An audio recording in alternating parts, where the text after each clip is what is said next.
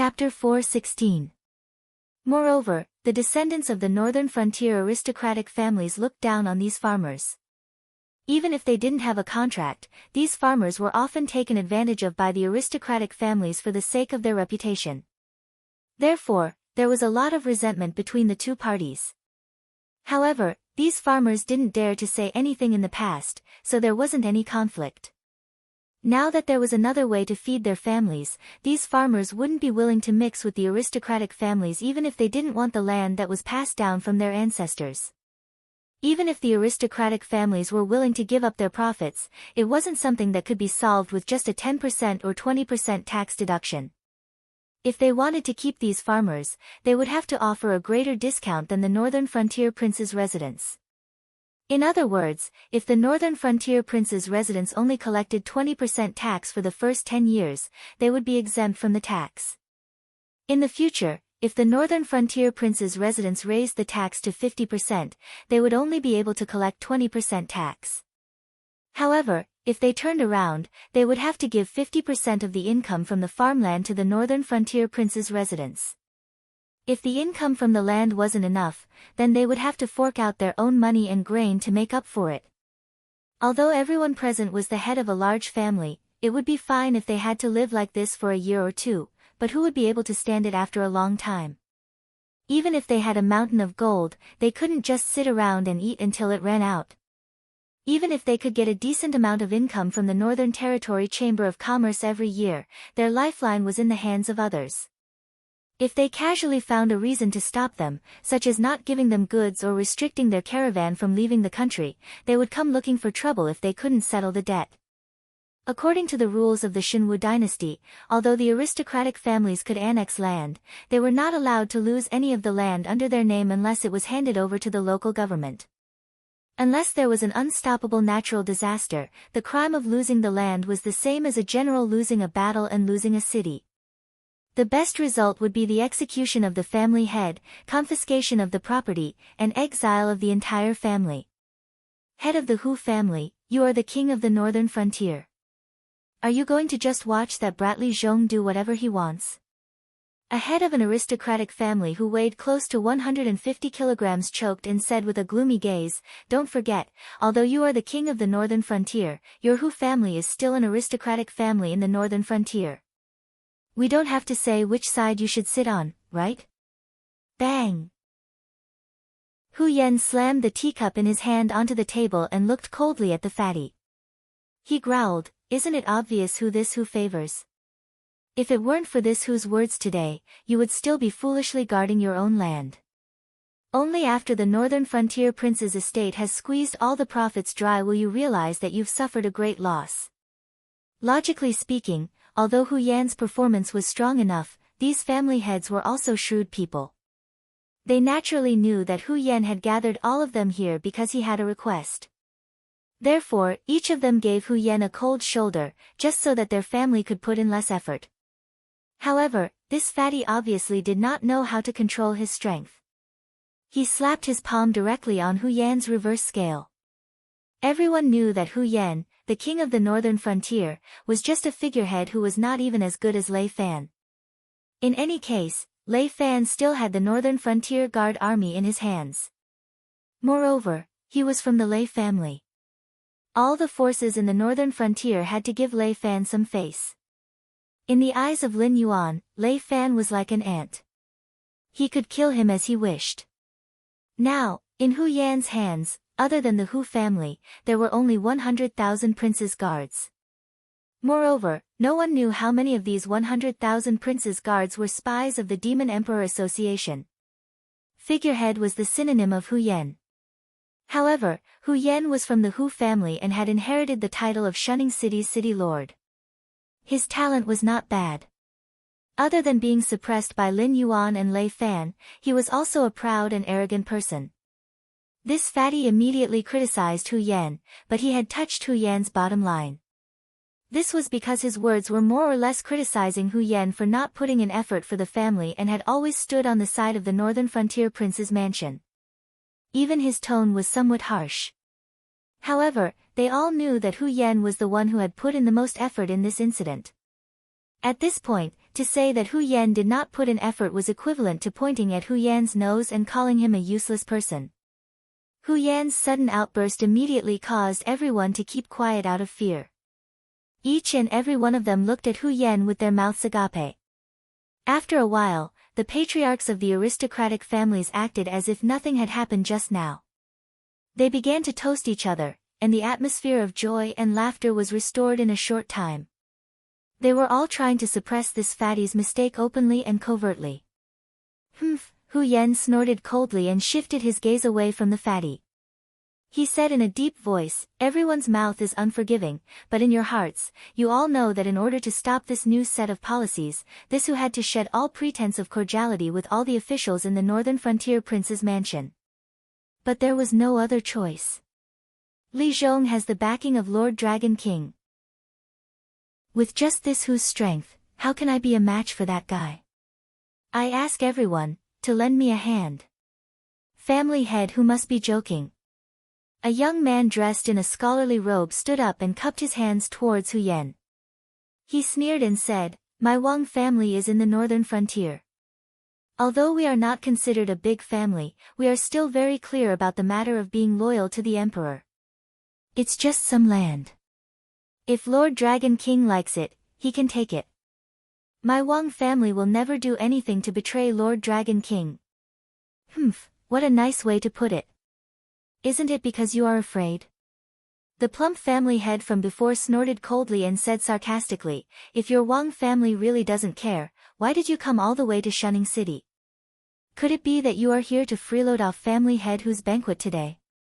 When the arrow was on the bow, some people flinched at the last moment, and some people were provoked. Naturally, there were differences in opinion. After all the people gathered here were the family heads of various aristocratic families. Naturally, there was no such thing as a spy of the demon emperor.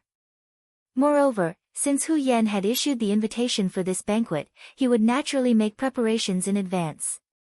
Otherwise, wouldn't it be awkward if the infamous Dragon King suddenly appeared in the middle of the meeting? Anyway, Lord Dragon King couldn't hear it, so it didn't matter if his tone was a little harsh. Those who walk different paths cannot work together. The young man surnamed Wang's fair face turned pale. Obviously, he was angry and ashamed. However, at this moment, he also knew that this was not a place where he could act wantonly. He cupped his hands towards the plump family head and said in a deep voice, "Once again, this Wang wishes all the family heads to have their wishes come true. Forgive me for not keeping you company. Goodbye." Wait. The fat man opened his mouth again. That mouth of his seemed to only know how to offend people. He said coldly, "If you go out like this, who can guarantee that you won't report us to the Wang family in the northern frontier? Do you think that at this point, anyone who wants to quit can do so?" Chapter 4:17. What do you want to do? The young man surnamed Wang's expression became increasingly unsightly. Each aristocratic family was like a local tyrant in their own territory. Even if the scale was different, no aristocratic family would really be afraid of other aristocratic families, especially in their own territory. For these aristocratic families, besides Lin Yuan, only the 1,000-year-old Xiao family could truly make them feel reverence. Being able to appear in Shunning City as the representative of the Wang family, the young man surnamed Wang naturally had a lot of authority in the Wang family. Now that he was forced into a dead end by the other party, he naturally could not take the same attitude as before. There were so many people present, of course the young man surnamed Wang was not the only one who wanted to retreat. It was just that before he spoke, these people were still hesitating in their hearts. Not many people were willing to fall out with Lin Yuan for the sake of their own land, but the fate of the sects and forces was obvious. They were more worried that once the aristocratic families fell apart, they would be completely wiped out by the northern frontier prince's mansion. Stirring up conflict at this time was the most foolish thing to do. Soon, a fair-skinned fat middle-aged man came out with a smile to smooth things over. He said, "Since Master Hu invited us here, he must have his own ideas. Otherwise, why would he come here to fan the flames? The Northern Frontier Prince's mansion hasn't made a move yet, do you think we can start fighting among ourselves first?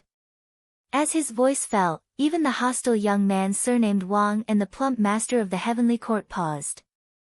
At this juncture, it would be the biggest joke if they started a fight with their own people. Although there were some differences in their attitudes towards the Northern Frontier Prince's mansion, they were all members of aristocratic families and their interests were the same. Is that right? Master Hu? The fair-skinned fat master of the Heavenly Court saluted Hu Yan, thinking that Hu Yan was too blind.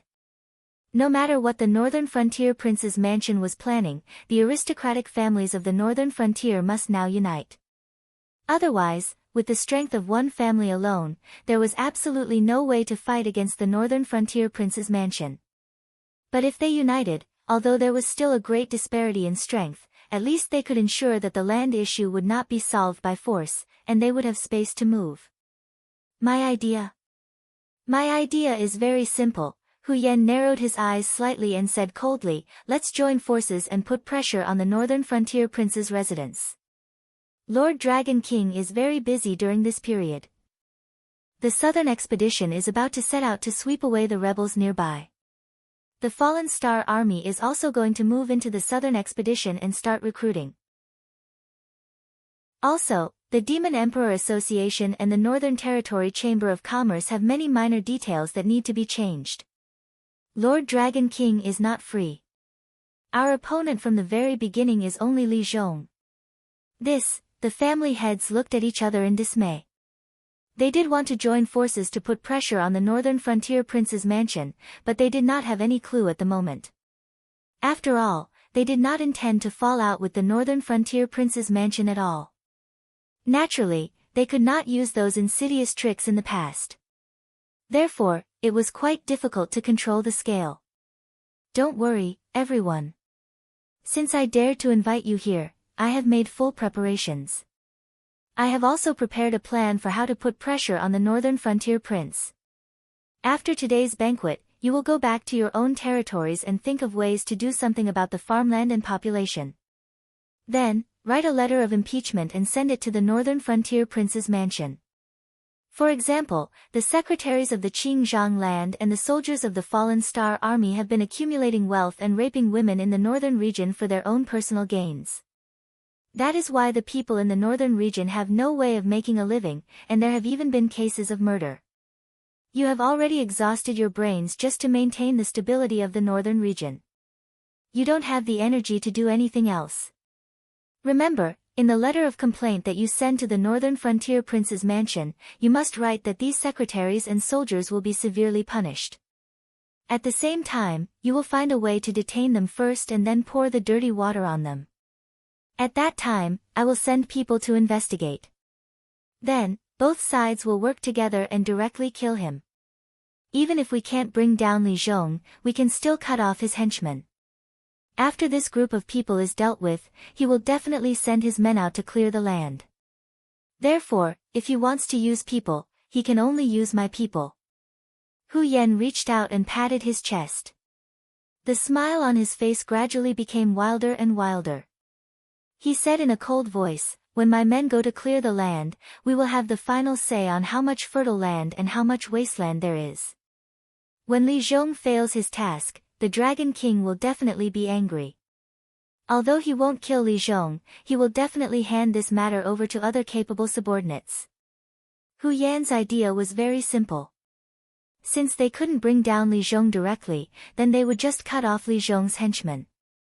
When Li Zhong had no one to rely on, even if Lin Yuan still wanted to use Li Zhong to handle this matter, he wouldn't have the ability to do so. And for the heads of these aristocratic families, it was also a matter of ease for them to detain the officials of various government offices. They didn't even need to discuss the process carefully. This series of operations could be carried out perfectly. As long as the secret wasn't leaked in advance, Hu Yan couldn't think of any reason why this plan would fail. This method is not bad, but isn't the risk a little too high? This time, the one who spoke was still the head of the Heavenly Court. Obviously, on this issue, he wasn't on the same side as Hu Yan. He pondered for a moment and said with a cold gaze, although I believe that head whose side is very clean, at least for now, there aren't any spies of the association of the Demon Emperor. But who can guarantee that when we go back, our side will be clean as well? Once the association of the Demon Emperor reports what we have done to Lord Dragon King, I don't think we have any way to survive. The association of the Demon Emperor is just a bunch of lackeys. The fatty who offended the others said again, this isn't the first time this old man has dealt with the association of the Demon Emperor. These guys aren't people who are loyal to Lord Dragon King. They care more about their own interests. If you are afraid that your actions will be leaked, you can send a large amount of money to the association of the Demon Emperor's branch presidents. Not only can this guarantee that the plan will be foolproof, it's even possible for the association of the Demon Emperor to assist you in this matter. As soon as the fatty finished speaking, the group of family heads started whispering again. Obviously, the association of the Demon Emperor wasn't loyal to Lin Yuan. As long as there were enough benefits, they could be controlled. This was an open secret to the entire northern frontier. But at this moment, obviously no one thought that what they saw was what Lin Yuan wanted them to see. Even if the Demon Emperor was really as they imagined, the benefits they offered wouldn't be more than what the northern frontier Wang residents offered. Happy National Day to everyone. Chapter 4:18. That's true, but, the head of the heavenly court opened his mouth again and said in a deep voice, even if we topple Li Zhong, what's the use? The problem of the aristocratic families in the northern frontier is a problem that Lord Dragon King wants to solve. Even if we topple Li Zhong, there will still be Wang Zhong and Zhao Zhong to do it.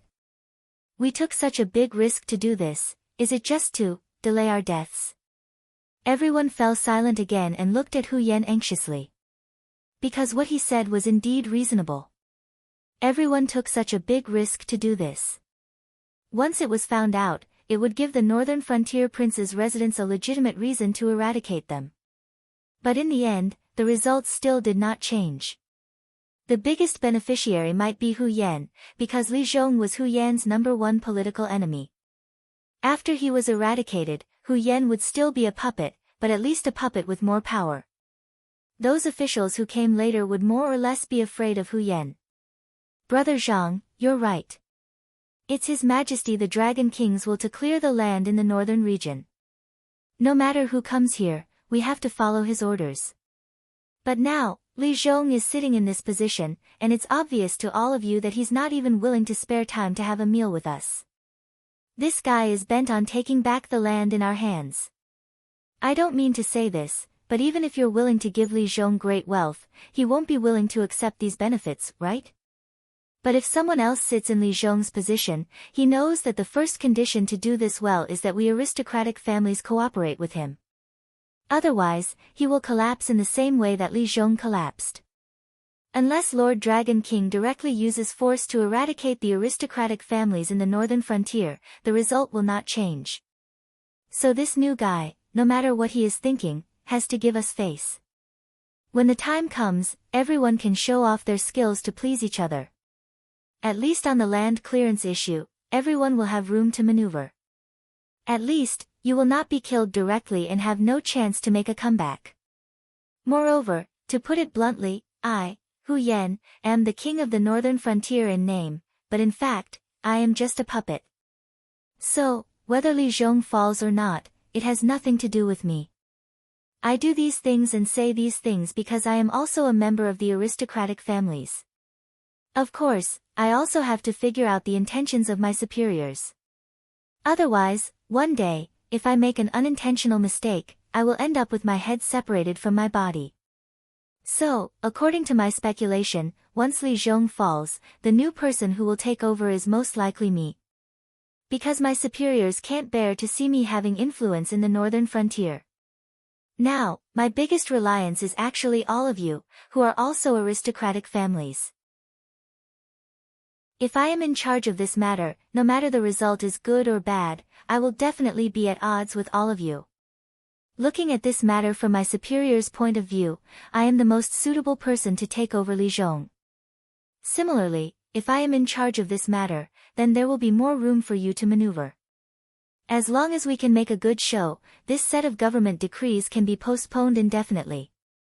Hu Yan reached out and patted his chest, taking on the responsibility of everything, and said, even if it can't be postponed indefinitely, there will definitely be no problem for 30 to 50 years. At that time, with everyone's intelligence and wisdom, can't you find another way out? Hu Yan's words could be said to be quite reasonable and quite tempting. To put it bluntly, it was hard to say if the current northern frontier regime could still exist for 30 to 50 years. With Lei Qiusheng's tyrannical personality, if it wasn't for the fact that he was helpless, he definitely wouldn't allow someone else to sleep beside him. Once the Xinwu dynasty swept away the surrounding rebellions, the first thing they would do would be to make an example out of the northern frontier. He wouldn't allow the Northern Territory Chamber of Commerce to continue controlling the price of the phase of the Xinwu dynasty. Even if the Northern Territory Chamber of Commerce still existed, it should be surnamed Lei.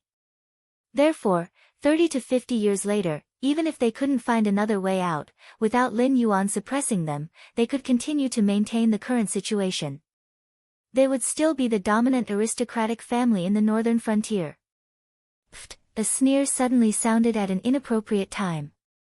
Everyone turned their heads with cold gazes, only to discover that the sneer came from Qiao Yilin. Qiao Yilin put down the chopsticks in his hand and elegantly wiped the grease at the corner of his mouth. He cupped his hands and said, "My apologies. Because this is a banquet hosted by the northern frontier, this one was still fantasizing about some exotic delicacies, so I came on an empty stomach." Previously, when everyone was talking loudly, this one was still busy filling my stomach and really didn't hear what everyone was saying. At this point, Qiao Yilin stood up and looked coldly at all the family heads present.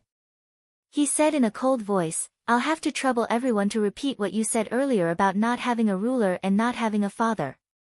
As Qiao Yilin stood up, the heads of the 10 or so families affiliated with the Qiao family at the same table also stood up, including Shui Yan, who had a good personal relationship with Lin Yuan after the trip to the secret territory. A mere 10 or so people looked at the hundreds of people in the courtyard, revealing an aura of disdain for the world, as if the family heads in this courtyard were all clay chickens and pottery dogs. Thump. Seeing Qiao Yilin and Shui Yan take the lead in opposing, everyone's hearts suddenly sank. The Qiao family and Shui family were on good terms with Lin Yuan. Previously, Qiao Yilin didn't say anything, so everyone instinctively thought that Hu Yan didn't invite this leading figure of the northern frontier family. It wasn't until now that Qiao Yilin suddenly spoke that everyone realized that the Qiao family and Shui family were on the side of the northern frontier prince's residence from the beginning. Qiao Yilin. Others may be afraid of you, but I'm not. Hu Yan swallowed a mouthful of saliva and forced himself to calm down as he spoke. Of course you're not afraid of me. You're the prince of the northern frontier. Even if I had the guts as big as the sky, I wouldn't dare to kill you. Qiao Yilin crossed his arms in front of his chest and looked mockingly at Hu Yan. He said in a low voice, "However, the prince's residence guards are really strong. To be able to hold on until now without having their gates breached." "What breaching the gates? What are you talking about?" Hu Yan's eyes widened as he growled, "Qiao Yilin, I know that you're on good terms with His Excellency the Dragon King, but as the leader of the Northern Frontier family, you should know that once the series of land-clearing decrees are completed, everyone will suffer a huge loss. And your Qiao family, as the #1 family on the Northern Frontier, will bear the brunt of this. I advise you to think carefully about which side you should stand on." Everyone's hearts finally relaxed a little. No matter how good the Qiao family and Shui family's relationship with Lin Yuan, they were still members of the Northern Frontier family. Just like Hu Yan, the prince of the Northern Frontier, when Lin Yuan wanted to implement the land-clearing decrees on the Northern Frontier, he also resolutely chose to stand on the side of the family. Chapter 419. While the undercurrent was surging in the Hu clan's courtyard, Lin Yuan, who was observing the progress of Li Zhong's work in the prince's residence at the northern frontier, suddenly raised his head. His gaze paused on Li Zhong for a moment, before Li Zhong understood and led his subordinates out of the courtyard where he worked. After everyone had left, a figure wearing a moon-white brocade robe and a black fox fur cloak slowly appeared. That jade-like face looked even whiter under the moonlight. There wasn't even the slightest trace of blood in it, making it look a little demonic. Even though it was the first time they had met, Lin Yuan quickly realized that this somewhat demonic-looking man was Zhang Xiu, the head of the embroidered uniform guard, the head of the Shenwu dynasty's secret service, who made countless people tremble in fear upon hearing his name.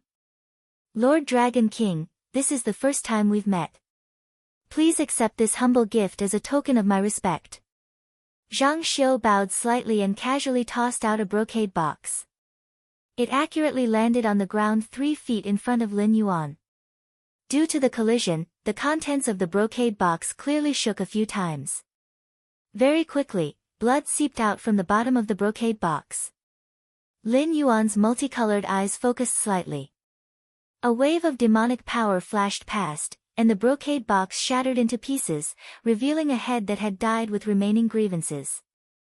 It was the young lieutenant of the Ether Association. That hideous face that had died with remaining grievances was filled with resentment and unwillingness. However, other than a neat cut on his neck, there were no other injuries. It was obvious that this fellow had died at the hands of an expert in the art of the blade. Moreover, the other party had revealed his identity and purpose for coming. Furthermore, the moment the young lieutenant's expression had changed, he had drawn his blade and killed him. Then, he had placed the head in a brocade box and presented it to Lin Yuan. Lord Zhang, are you demonstrating your power to this king? Lin Yuan's multicolored eyes remained slightly narrowed, but the killing intent on his body surged out like a river. I wouldn't dare. I'm just cleaning up the ranks.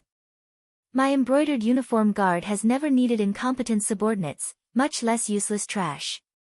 Zhang Xiu smiled faintly and received all of Lin Yuan's killing intent. However, he did not reveal any strange expression.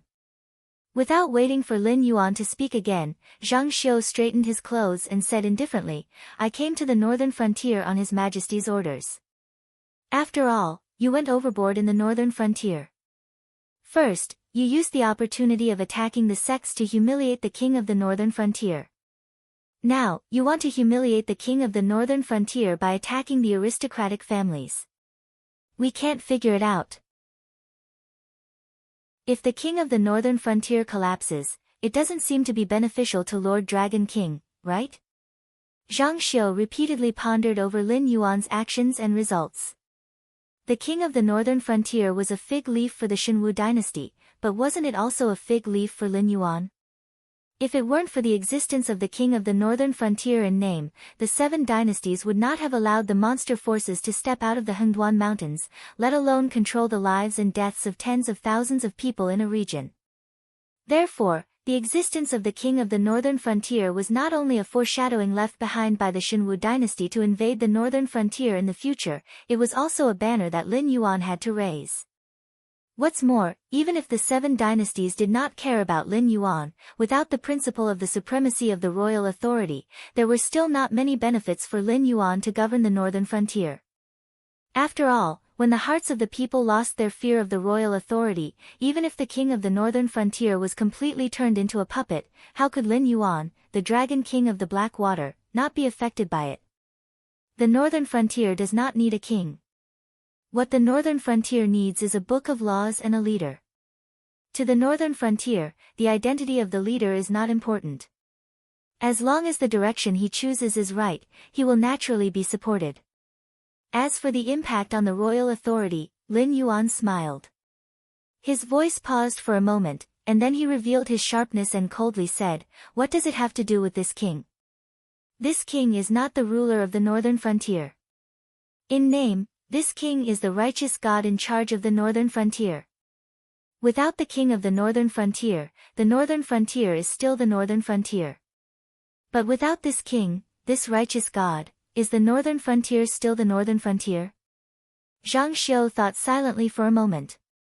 Suddenly, he grinned and cupped his hands, saying, I see. I have learned something. However, Zhang Xiu had clearly not come all this way to clean up the pawns of the Ether Association, nor was it to stand up for Hu Yan, who was doomed to die. As a result, Zhang Xiu quickly adjusted his state of mind and said, Sir Dragon King, you should know that although the current Shenwu Empire is still in a precarious state, it's still far from before, when the empire could have been destroyed with the slightest carelessness. We only need a bit of time to return to our golden age. Yes. Lin Yuan nodded slightly and did not deny Zhang Xiu's words. Then, Lord Dragon King, you should know that you and the King of Qingpeng are our biggest opponents in wiping out the Pebble Stones. However, compared to the King of Qingpeng who directly rebelled, the northern frontier has accepted the imperial edict in name and is under the jurisdiction of the Shenwu dynasty. It is up to you whether you accept it or not. It all depends on His Majesty's intentions and whether you are willing to submit to him. Zhang Xiu tilted his head and smiled evilly. He continued, His Majesty's decree is that as long as the northern frontier is willing to send troops to suppress the rebels and is willing to solve some problems for His Majesty, then the northern frontier can still maintain the current situation and can even receive our help. Please speak. Lin Yuan also tilted his head and replied indifferently. Lin Yuan did not expect the Shenwu dynasty to come and make requests at this time. However, Lin Yuan quickly figured out the crux of the matter. Although the Shenwu dynasty was unstoppable now, after careful study, one would realize that all the triumphs during this period were because of Shen Lin Jun's invincibility. However, even if Shen Lin Jun was really invincible, there was a limit to his scale. It was impossible for him to really plow through the entire Shenwu dynasty's territory. Otherwise, even an elite like Shen Lin Jun would suffer heavy losses. Therefore, if the Shenwu dynasty wanted to quell the internal strife as soon as possible, they needed the cooperation of Lin Yuan and Lei Chuming. Therefore, Lin Yuan could be sure that when Zhang Xiu appeared at the northern frontier, the other person, who was no less important than Zhang Xiu, should have also rushed to Lei Chuming's side. Lei Qiusheng's move was to make use of his two biggest rivals. After swallowing up the small rebels nearby, Lei Qiusheng's next step was to deal with the two of them wholeheartedly. First, since the northern frontier is the royal territory of the Shenwu dynasty, we cannot interfere with the internal legal reform of the royal territory. We can even pretend that the Dragon King did not overstep his authority and built a city without the permission of the dynasty. However, even if it is an autonomous royal territory, the taxes that should be paid should not be less, right? Zhang Xiu's eyes were smiling. Although his voice was soft, it suppressed Lin Yuan's aura. Chapter 420. Reasonable. Lin Yuan nodded and didn't raise any objections. As a subject, it was reasonable for him to pay taxes to the lords. If Lin Yuan couldn't do this, how could he ask those aristocratic families and city lords to pay taxes to him? After all, the Shenwu dynasty wasn't an existence that the northern frontier could casually abandon. Otherwise, the Northern Territory Chamber of Commerce under his command would instantly become a joke, and the 7 dynasties would join forces to suppress him. Although the Shenwu dynasty's rule was 70% tax, the northern frontier was an autonomous territory and also had the privilege of reducing taxes. 70% tax was considered a token and wouldn't affect the northern frontier's development. It was within Lin Yuan's acceptable range. Second, the Northern Territory Chamber of Commerce is using the Shenwu dynasty's name to do business with the 6 dynasties, but the benefits will all fall into Lord Dragon King's pocket. Don't you think this is inappropriate?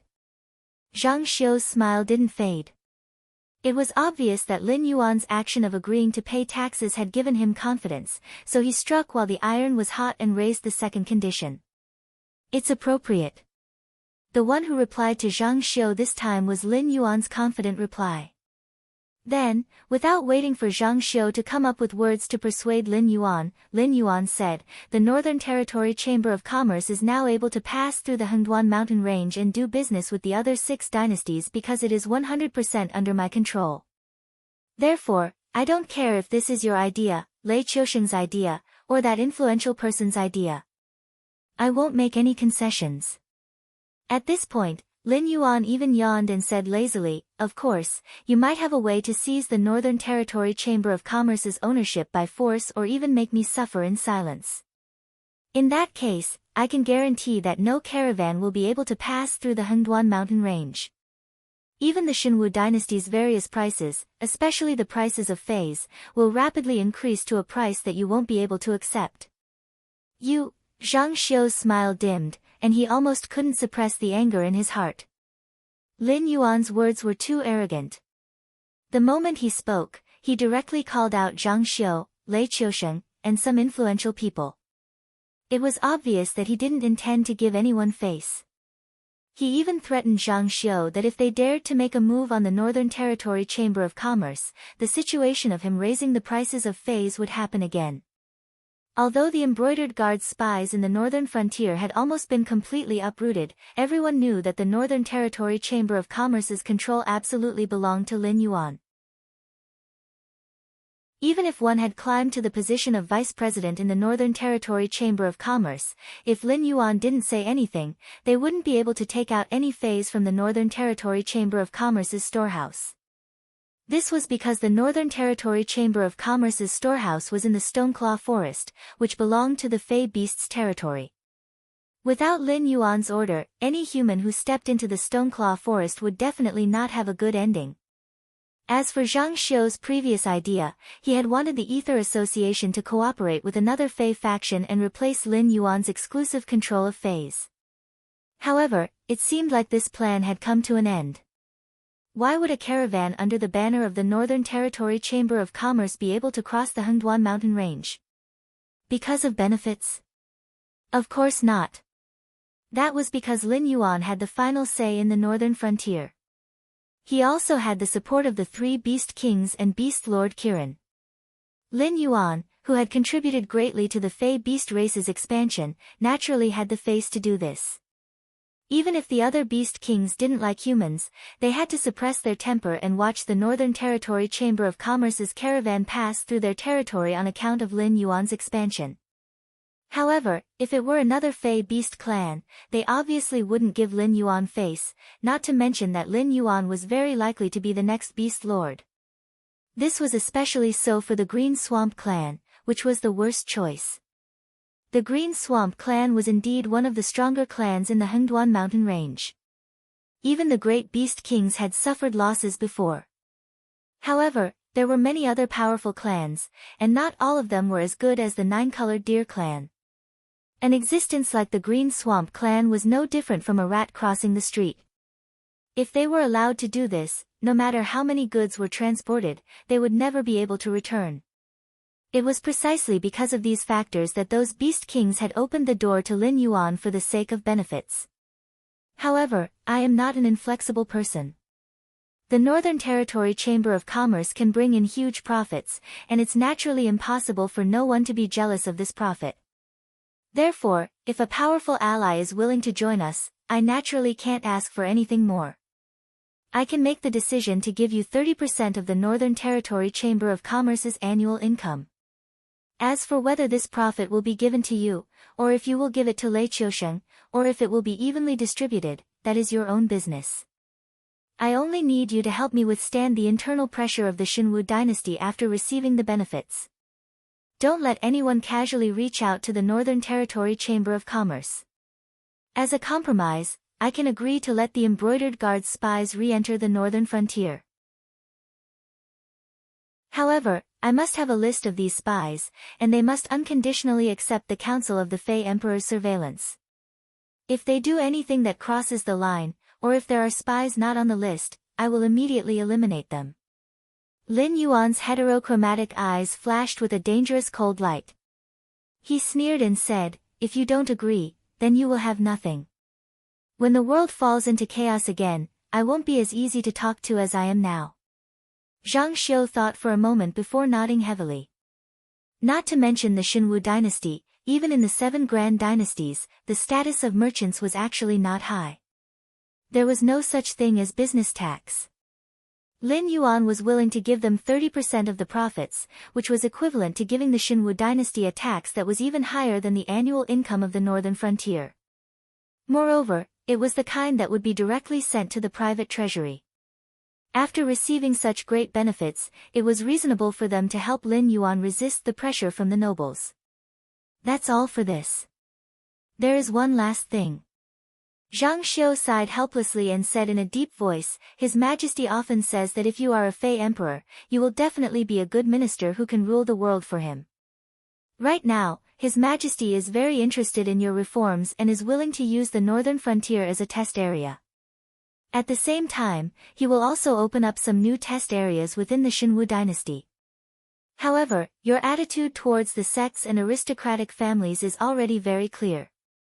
However, for His Majesty, there is still a huge problem that has not been resolved. The various vassals. Lin Yuan smiled and took the initiative to ask. That's right. Zhang Xiu nodded and said coldly, there cannot be a second example like Lei Qiuming. Actually, learning from Lin Yuan to deal with the northern frontier king was also a method. However, Lei Qiushan would definitely not be willing to do something that would shake the royal authority and the foundation of the Grand Dynasty. Chapter 421. Your Highness, it's not good. Outside, there are a lot of rioters outside, and they are attacking the main gate of the Hu estate. A guard of the prince's mansion, whose armor was stained with blood, rotten vegetables, and eggs, quickly walked over and reported to Hu Yan, who was standing on the main seat. Hu Yan, who was confronting Qiao Yilin, was slightly startled, and the anger in his eyes almost solidified. The northern frontier was now peaceful and prosperous. Those refugees who didn't know the top of the food chain in the northern frontier even praised him, the king of the northern frontier, as an extraordinary prince, a hero who could open up a paradise in troubled times. Therefore, these people definitely wouldn't attack his private residence for no reason. Moreover, for such a big matter, even if his subordinates wanted to report, they wouldn't say it out loud in front of so many outsiders. In order to avoid unnecessary panic, they would at most come over and whisper a few words to give him enough time to react, and arrange for these family heads to leave the Hu estate's main courtyard first. Therefore, at this point, it was already very obvious. Qiao Yilin's sudden attack, the rioters attacking the main gate of the Hu estate, and the guards reporting it out loud regardless of the consequences. All of these, from the beginning to the end, were conspiracies planned by the Association of the Demon Emperor. The guard in front of him, whom he trusted the most, was also a member of the Association of the Demon Emperor. Tonight was Hu Yan's private banquet. In order to prevent the Association of the Demon Emperor's spies from sneaking in, he even cleared out the Hu estate servants and branch family members in advance, including the servants, the cooks, and the guards. They were all his trusted aides, and anyone who he suspected was not qualified to enter the Hu estate's main courtyard tonight. But even so, who knew how many of the Association of the Demon Emperor's spies were in this group of people?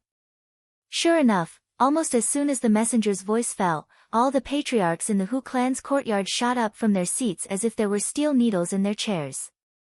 Pairs of ice-cold gazes fell on Hu Yan's face, as if they wanted nothing more than to swallow Hu Yan alive. To these family heads, they were all in the same boat.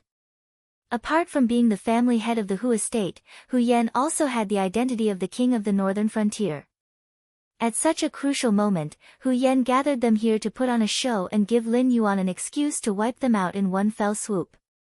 Feeling the cold eyes on him, Hu Yan opened his mouth several times, but couldn't say a word. He couldn't explain anything now. Even if Lin Yuan didn't take this opportunity to wipe out the northern frontier families, he would still skin them ruthlessly. As the person who set up this trap, Hu Yan was very clear that even if Lin Yuan didn't take care of him, these family heads who suffered losses wouldn't let him have an easy time, and the entire Hu estates would have no place in the northern frontier's northern frontier.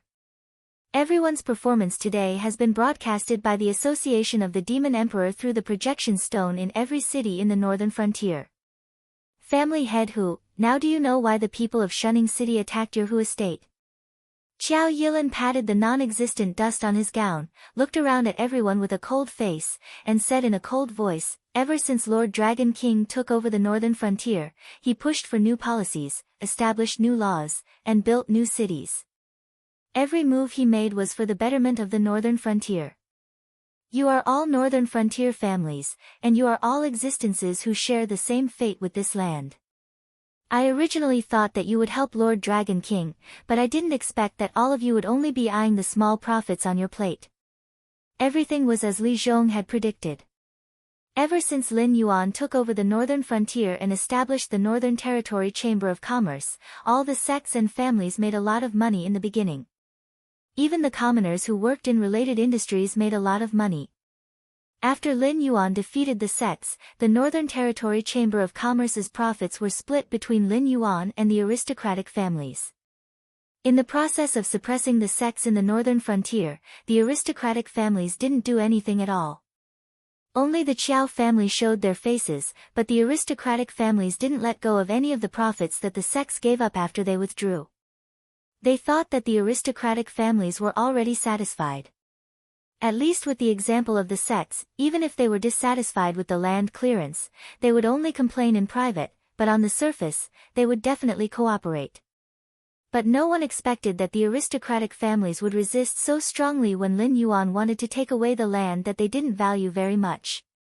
It was obvious that they only wanted to take in and not take out. They only wanted to reap benefits from Lin Yuan, and completely didn't think that they would have to contribute something to the reform of the northern frontier. Li Zhong had only thought of this after being obstructed again and again. Previously, the benefits of the northern frontier basically fell into the pockets of the aristocratic families. This time, although the land would eventually belong to the northern frontier prince's mansion, the commoners would actually benefit from it. Now that the aristocratic families didn't want to give up their land, Li Zhong simply used Hu Yan's last stand to let the commoners know who was obstructing the implementation of the new policy, and who didn't want them to get the benefits that they deserved. At this point, the public was completely infuriated. When the commoners of Shunning City attacked the Hu Mansion, Li Zhong knew that the Hu Mansion was just a small microcosm. Soon, all the aristocratic families in the northern frontier would face the same scene. Their greed would bring them the cruelest consequences. At the same time, the entire northern battlefront army cancelled their vacation. They were transferred to the northern frontier from all the posts, strongholds, and outskirts barracks. A large number of demi-human warriors from the monster forest were also transferred to the northern frontier. Under Li Zhong's operation, the aristocratic families in the northern frontier would be destroyed. At the same time, the northern frontier would also become chaotic. The arrival of the army could maximize the control of the situation. First, neither Lin Yuan nor Li Zhong wanted to take advantage of the situation to wipe out the aristocratic families in the northern frontier.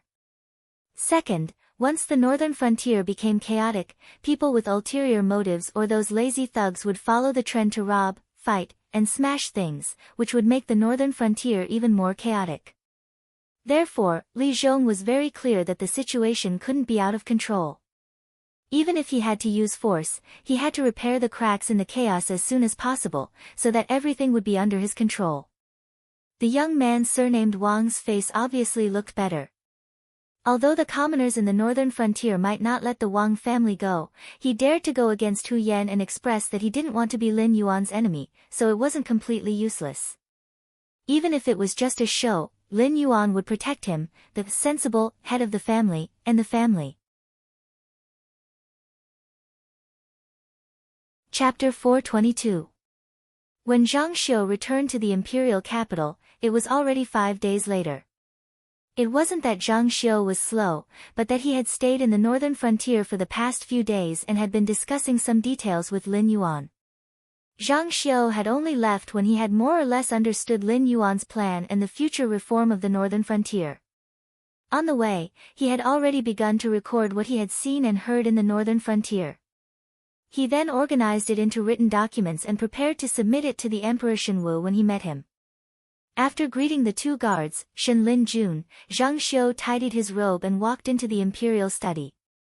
He raised his eyes slightly and saw Lei Qiusheng sitting on a large chair with a worried face. His right hand was holding the back of the chair and lightly tapping it.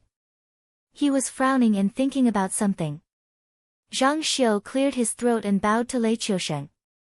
He said in a clear voice, "I, Zhang Xiu, greet the Divine Martial Emperor.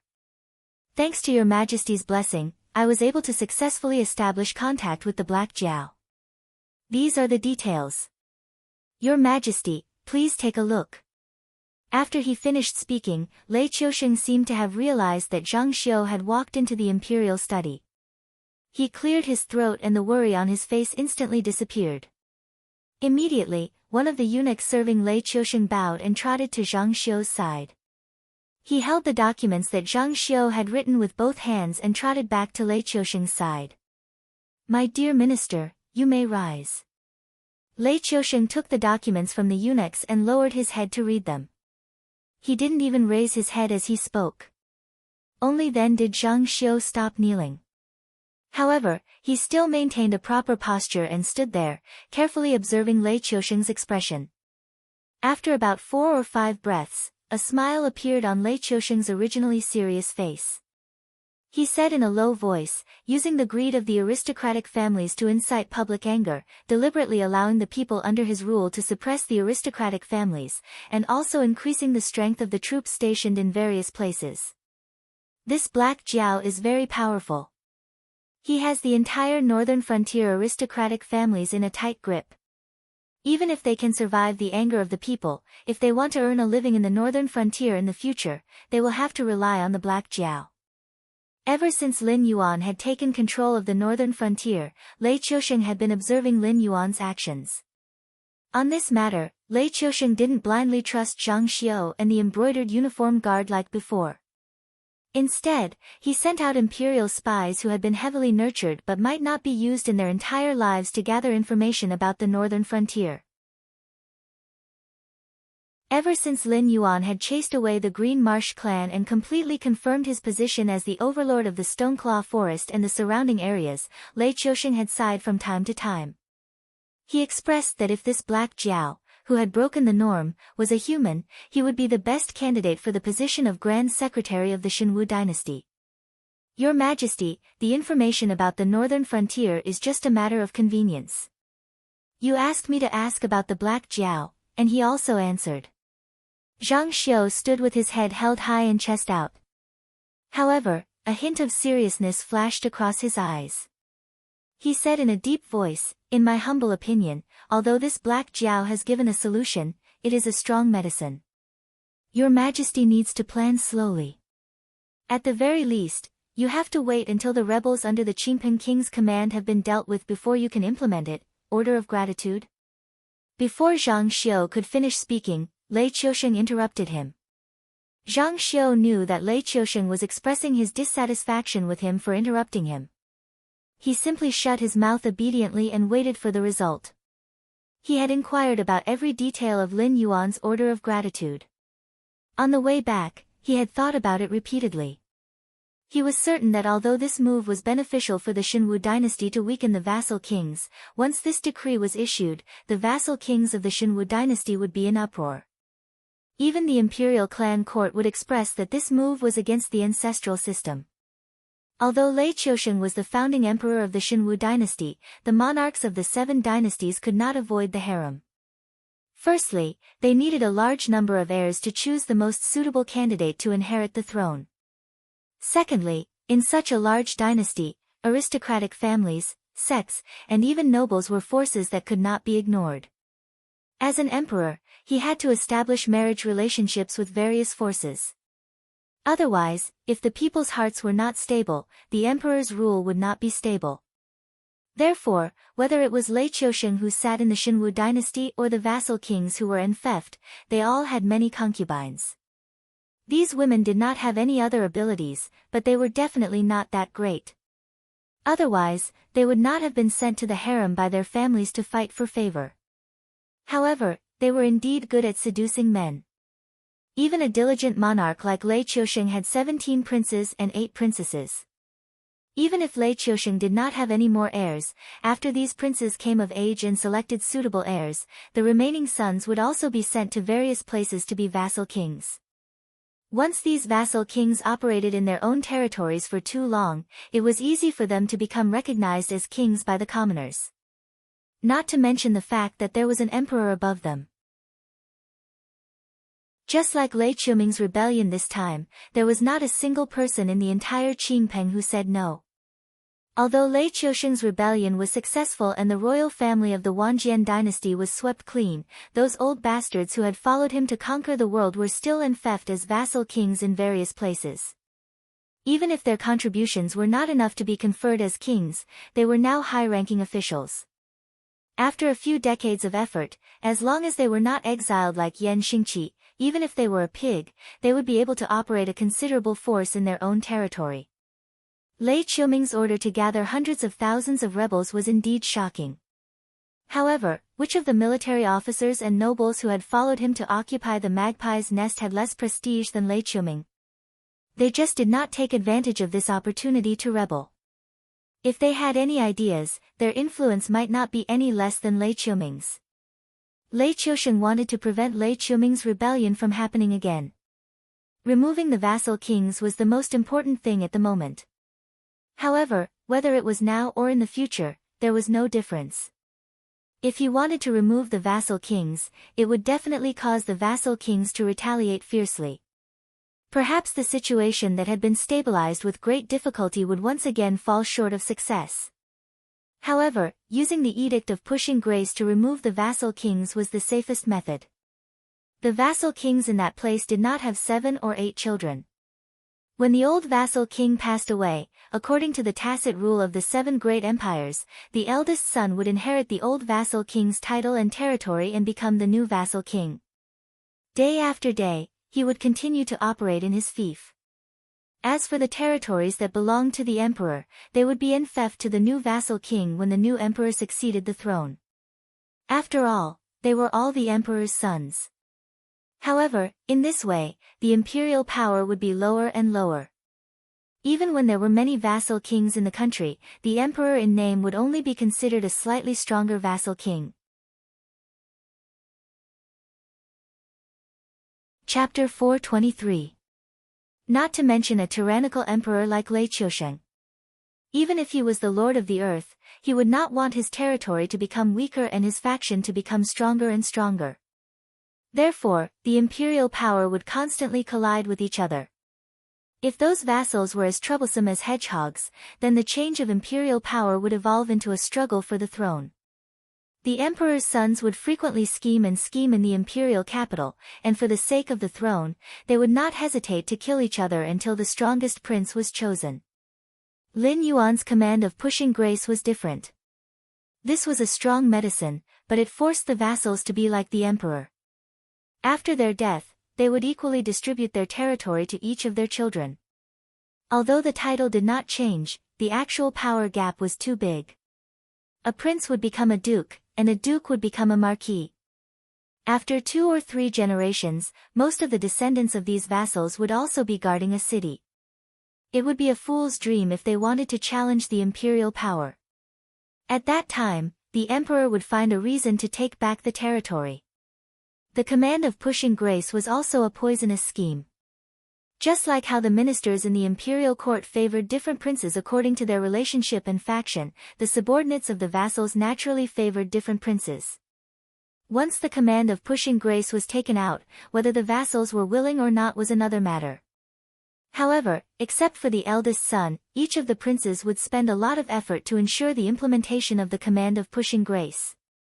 After all, to be able to get a part of their father's territory was better than having nothing. It was better to be a rich man in the royal territory, afraid that his brother would find an excuse to kill him. By the time they regretted, it would already be time for them to split the vassal territory and pass it down to the next generation. What was the use of regretting at that time? Oh. After reading Lin Yuan's command of Pushing Grace, Lei Qiusheng let out a long breath and sneered, "Amazing, amazing. If these sons of mine had half the ability of this Black Jiao, I would not need to continue to be in charge of the imperial court in the name of Heaven Dipper realm. I would have already found a place with rich spiritual energy to cultivate." Zhang Xiu bowed slightly but did not speak. As the newly appointed head of Lei Qiusheng's secret service, Zhang Xiu could do many things without any taboos. If an official below rank 3 offended Zhang Xiu in any way, Zhang Xiu would not even need to find an excuse to kill them. However, when it came to matters related to the succession of the throne, Zhang Xiu could not be involved at all. "Your Majesty, although the writ of gratitude is feasible, now is not the time for us to imitate the Black Jiao's new policies. Zhang Xiu lowered his voice and said with a serious expression, although Shenlin Jun is strong, it is impossible for him to sweep through the entire territory with the strength of an army. When the rebels react, the situation that was stabilized with great difficulty will change again. Now that the Black Jiao is willing to cooperate with us, if we can persuade the king of Qingpeng to send out the 3 armies together, we will be able to pacify the world. At that time, it will be time for us to use the token of pushing grace. Lei Qiushen closed his eyes slightly and leaned on the big chair. The great divine martial emperor was actually forced to worry about personal gains and losses by a group of rebels that could be easily annihilated. Even the imperial guards that guarded the imperial capital were not able to make all the rebels disappear in one battle. However, the Qingjiang and Shuangjin empires were still biting like vicious dogs. Almost all of the imperial forces were gathered at the border battlefield and there were not many troops to pacify the rebellion. It was already the limit of the imperial forces to maintain the current situation. Now, the only thing that Lei Qiushen could hope for was that the 2 largest groups of rebels would accept the amnesty. Only when the king of Qingpeng and the northern frontier sent out troops to suppress the rebels could the Xinwu dynasty be truly stabilized. Let them go. Lei Qiushen slowly opened his eyes and a sharp light flashed through his pupils. He said in a deep voice, "Don't worry about the northern frontier." The generals Li Zhongsheng and Zhang Qilin were both from Shenlin Jun. Even if these people die, they will not turn against me. As long as the Black Jiao does not change its generals, it means that it has no intention of rebelling for the time being. Instead, we need to pay more attention to the king of Qingpeng. I understand. Zhang Xiu bowed slightly and replied in a deep voice. On the other side. In the northern frontier. Li Zhongsheng was wearing a black armor. Looking at the red flag in front of him with the word Li printed in black characters, his eyes revealed a look of contemplation. 1,300,000 soldiers of the southern expedition gathered behind Li Zhongsheng. Under the leadership of the various generals, they formed a square formation. They did not look like ruffians at all. Instead, they revealed the aura of a mighty army. An hour later, the southern expedition would officially step out of the northern frontier. They would sweep away the rebels nearby and expand the battle line until it covered the entire north. They would be separated from the imperial capital of the Xinwu dynasty by the Wei River. Commander, what are you thinking about? A guard went up and covered Li Zhongsheng with a cloak and asked in a low voice. Li Zhongsheng's right hand pressed on the hilt of the sword at his waist. He said bitterly, Emperor's grace, people, the Dragon King has given me a difficult problem. From the education that Li Zhongsheng had received since he was young, the actions of the aristocratic families were not wrong. After all, Shenlin Jun either chose soldiers from the orphans of the soldiers who died in battle or chose young people with good family backgrounds near the imperial capital. These people had received education since they were young that the imperial capital was supreme. Apart from that, the aristocratic families were respected. However, during this period of time in the northern frontier, Li Zhongsheng had already seen the power of the people under the guidance of Lin Yuan. Li Zhongsheng originally wanted to protect the rule of the Xinwu dynasty, reduce the welfare of the people, and enslave the people was a natural idea. He had been attacked more than once in the northern frontier. Even now, Li Zhongsheng did not know whether his original insistence was right or wrong. Otherwise, when he received Lin Yuan's transfer order, Li Zhongsheng would have gone back to the northern frontier prince's mansion and told Li Zhong everything. That way, even Li Zhong would not have provoked the anger of the people on the northern frontier to target the aristocratic families. However, in the end, Li Zhongsheng did not go. He more or less wanted to escape. The guard pondered for a moment and said in a low voice, General, things have come to this point. It's meaningless to say these things. This time, we are sending troops to suppress the rebels in the north under the orders of the Xinwu dynasty and the Dragon King. I don't understand the worries in your heart, but you can think about it later. For now, it's more important to complete the task at hand. Li Zhong turned his head and glanced at his personal guard. He smiled bitterly again and shook his head. The purpose of the Southern Expedition Army was indeed to clean up the rebellious officials, but doing it according to Lin Yuan's idea and doing it according to the Xinwu dynasty's idea belonged to two completely different paths. And now he was confused because he didn't know which path he was going to take. Let's go. Li Zhongsheng shook the cloak on his body and turned around to roar. The 3 million soldiers of the Southern Expedition immediately roared in agreement. Chapter 424. The resistance of the northern frontier aristocratic families vanished in the face of the anger of the northern frontier citizens. The reason why these aristocratic families could still exist in the northern frontier was because of the protection of the northern frontier prince's residence. How could they still have the guts to challenge the northern frontier? Li Zhong, who had eliminated his biggest political enemy, obtained the highest command authority in the northern frontier prince's residence while the northern frontier prince's residence Huyan was imprisoned. At the same time, with the cooperation of the various departments, he began to show his prowess. The first thing was to calculate all the cultivated land in each gathering place. Of course, it wasn't just about how much cultivated land there was. It also included the size of the cultivated land, the division of the cultivated land, and the output. It was also divided into 3 categories according to the fertility of the land. In this first document, the location of the cultivated land, whether it was planted with food or phase, and the estimated output was recorded in great detail. The second thing was to establish the position of grain chief according to the distribution of cultivated land in each settlement. The position would be held by the farmer who rented the most cultivated land and had a good moral character. Although the position of grain chief was just an empty title without any real power or rank, he would be responsible for calculating the total harvest in his own area during the harvest. He would also be responsible for collecting the taxes that should be paid every year. After all this was done, he would also have to prepare a written document and submit it to the local government. Unless the tax was collected, the local government was not allowed to participate in the collection of taxes. Of course, it wasn't just that the local government was not allowed to participate in the collection of taxes. Li Zhong also established various government offices such as the Population Statistics Department and the Farmland Exploration Department. He also prepared the existence of security teams in each of the grain districts.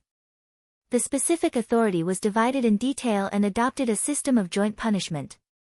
If there was a problem in any aspect, which led to a discrepancy in the amount of taxes paid, everyone would be punished. Although these new government offices established by Li Zhong were scattered in various places, none of them were under the jurisdiction of the local government. Their food and clothing were all provided by the northern frontier prince's residence. Moreover, they were all empty titles. When they met the local government officials, they still had to bow and salute. However, they also had the ability to directly report to the northern frontier prince's residence. It could be said that both sides were restricting each other.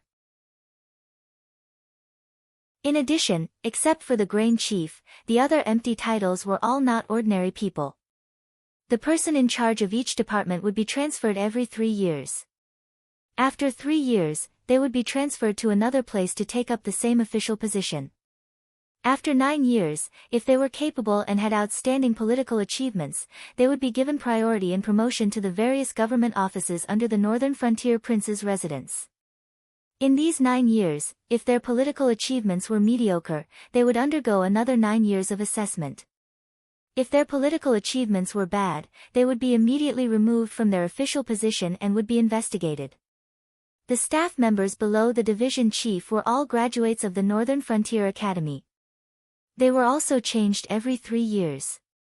During their employment, they could submit their resumes to the various government offices under the Northern Frontier Prince's residence to be recruited.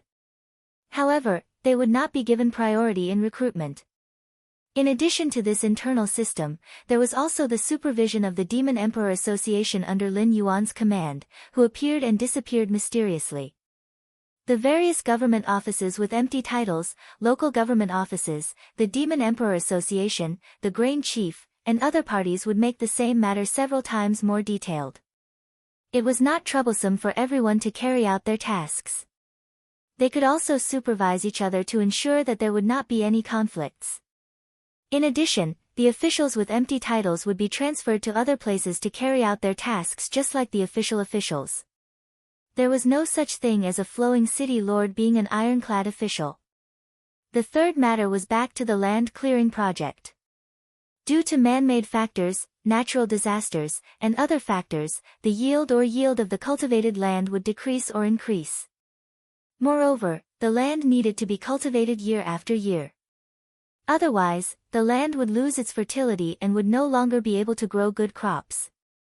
Therefore, clearing the land was not a one-time project. After every harvest, the land would be cleared again. At the same time, a census of the population would be conducted in each settlement to ensure that there would not be any fraud. This series of reforms simply made some people with ulterior motives dumbfounded. After all, Lin Yuan was now working for the welfare of the people in the northern frontier. Establishing a complex and fair system would not cause any dissatisfaction.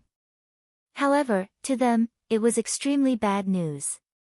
Whether they wanted to reap benefits or sabotage, Lin Yuan's move meant that they would not have that opportunity. Late at night. In the northern frontier prince's mansion. Li Zhong finished sorting out the documents in his hands and sealed the files. Only then did he yawn and get up from his office desk. He stretched his body and looked at the groups of patrolling guards outside. His pair of slender sword-like eyebrows were slightly furrowed. The land clearing project was completed, but the biggest problem was still unsolved.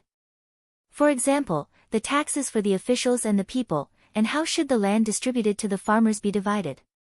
As the old saying goes, one does not worry about scarcity, but about uneven distribution. Some people took more land, while others took less. When the time came, there would definitely be disputes. At the same time, this was also the last chance for the aristocratic families to struggle. Furthermore, being an official in the northern frontier prince's mansion meant that they no longer had the benefits of tax reduction. Even if they could become the prince of the northern frontier, they would still have to pay 50% of the taxes on their own land. Although their salaries had increased a lot compared to the time when the Xinwu dynasty ruled the northern frontier, they still felt that something was missing without the income from the land under their names. It was easy for the civil and military officials in the northern frontier prince's mansion to lose their motivation and only know how to live in their own positions. Even if he set up a strict official evaluation system, it was useless. For these people, it was better to save up some capital to do business with the Northern Territory Chamber of Commerce than serve the northern frontier prince's mansion. Although the salary given by the northern frontier prince's mansion was not small, it paled in comparison to the benefits of a business transaction with the Northern Territory Chamber of Commerce. Although Li Zhong seemed to have a lot of authority in the land clearing project, the 10 years of tax reduction, the taxes for the officials and the people, as well as the establishment of various government offices were all things that Lin Yuan had prepared long ago. He only needed to take them out at the right time. When it came to other issues, even if Li Zhong had 10,000 ideas, he would not dare to make a decision on his own. "Mr. Li, are you planning to go back and rest?" A patrolling guard greeted Li Zhong with a smile. This guard was the one who had announced in Hu Yan's mansion that the people were storming the gate. He was originally a secret agent of the Association of the Demon Emperor. Although he was barely receiving a salary from the northern frontier prince's mansion, serving Hu Yan and serving Lin Yuan were two different things. With the merit of bringing Hu Yan down, this guard had become a captain of the permanent guards of the northern frontier prince's mansion. He was in charge of thousands of people. He was not a big figure in the whole northern frontier, but in Shunning City, where there were only 100,000 prince's mansion guards, he was a Qianhu. Chapter 425. No, it's just an if. I want to see his lordship Dragon King. Li Zhong smiled politely at the other party. Whether a person was smart or not, it did not depend on whether he could speak eloquently or come up with clever plans, but whether he could recognize his own position. Although Li Zhong was now in charge of the land clearance and other matters, during the period when Hu Yan was under house arrest, the various departments of the Northern Frontier Palace had to deploy all their manpower to assist him. Currently, he could be considered as the highest-ranking official in the Northern Frontier Palace. However, this was only temporary. Once the land clearance was completed, and the subsequent developments were on the right track, Li Zhong, this Mr. without any official position, would no longer be considered a big shot in the Northern Frontier Palace. Even if the Lord Dragon King would reward him handsomely, in terms of name, this Lord Qian who before him would be able to crush him to death. Hu Yan had been as careful and cautious as Li Zhong back then. Otherwise, after Lei Fan had been forced to leave, the position of King of the Northern Frontier would not have fallen onto Hu Yan's head. And during that period of time, because of the Green Swamp Tribe and the Ether Society, Lin Yuan had neglected the situation in the Northern Frontier Palace.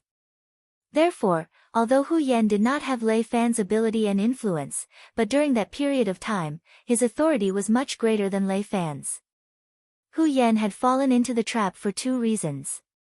Firstly, Lin Yuan had already planned this. After all, he wanted to support the new laws of the Northern Frontier and not the King of the Northern Frontier.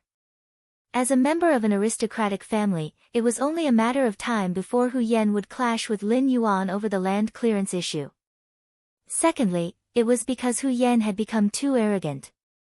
Otherwise, he would not have come up with the idea of going against Li Zhong to stop the land clearance project. Of course, it was still the same old saying that Hu Yan had fallen to such a state today. It was not because Lin Yuan had forced him to do it. Hu Yan and Lei Fan had died in the same way. They had both grasped authority, but did not have enough authority. Arrogance and greed had caused him to have a rebellious heart, and that was why he had fallen to such a state. Learn from the mistakes of others and learn from the mistakes of others. Hu Yan had not learned his lesson from Lei Fan, but Li Zhong had learned his lesson from Lei Fan and Hu Yan. Naturally, he would not be arrogant. Lord Dragon King. Lord Dragon King is currently in the front yard of the residence. If you go now, you should still be able to make it. Qianhu smiled kindly at Li Zhong. During this period of time, Lin Yuan would make a trip to the Northern Frontier Prince's mansion every day to check on the progress of the land clearing project. At the same time, he would also check on how much surplus grain was left in the Northern Frontier Prince's mansion and whether it was enough to supply other projects in the Northern Frontier and the implementation of the new policies. At the same time, he would also listen to the opinions of the officials working in the Northern Frontier Prince's mansion. Li Zhong nodded and thanked Qianhu before walking towards the front yard. For the other officials to want to enter and leave the Northern Frontier Prince's mansion freely, it was not a realistic thing. Each department had their own office space, and even Hu Yan could not casually interfere with the operations of each department. But Li Zhong was different. As the most popular person in the Northern Frontier, even if Li Zhong had no official position at the moment, everyone knew that it would not be long before Li Zhong would become a big figure who could shake the entire Northern Frontier with just a stomp of his feet. It was not to the extent that everyone would come up to fawn on him, but there were still quite a number of people who came up to Li Zhong to get acquainted with him. When Li Zhong came to the front yard of the Northern Frontier Prince's mansion, Lin Yuan, who was sitting cross-legged, was looking at him with a pair of different-colored eyes, his gaze filled with a hint of ridicule, a hint of playfulness, and a hint of contemplation. "Lord Dragon King, your student pays his respects to you." Li Zhong clasped his fist and bowed to Lin Yuan in greeting. Lin Yuan nodded slightly in return, his gaze still shining as he looked at Li Zhong. He had no intention of taking the initiative to speak, but his gaze was clearly telling Li Zhong, "I already know what you're thinking." Li Zhong did not put on an act. He simply walked in front of Lin Yuan and voiced his concerns one by one. "That's it?" Lin Yuan tilted his head and calmly said, "I thought that your brain was one of the smartest in the world. Is it that difficult to solve the problem of those officials' ambition? I gave you the authority to set up a government office without official posts, but you didn't get any inspiration. And before, the noble families were reduced from land taxes. As the person in charge of the land clearance project, don't you know to set up a business tax reduction for them? This, your student doesn't dare." The corner of Li Zhong's mouth twitched slightly. He clasped his fist and said, "You let your student set up a government office without official posts. Your student thought hard and felt that although these government offices increased expenses, they reduced the chances of officials being corrupt. At the same time, with an official evaluation system, they could also select more and better talents for our Northern Frontier Prince's residence. It's just like how some people are suitable for writing, but can't become an official. Some people are suitable for being an official, but have no education. These government offices without official posts are like a demon-revealing mirror. With one try, you can see if they're made for it. At this point, Li Zhong paused, adjusted his train of thought, and continued, although your student has the intention to imitate, I can't think of a method similar to Dragon King's. Not only are the government offices useless, but they will also make the organization bloated, and we have to spend a lot of unnecessary expenses every year. Li Zhong first praised Lin Yuan's brilliance, then humbly asked Lin Yuan for his perseverance. However, he didn't mention his own ideas or the business tax reduction that Lin Yuan mentioned. It wasn't that Li Zhong didn't have any ideas, but when meeting with his superior, he had to be more thoughtful. After all, strictly speaking, these things were outside of Li Zhong's authority. If he made a detailed plan, it would be overstepping his authority. As for the business tax reduction, it was completely up to Lin Yuan.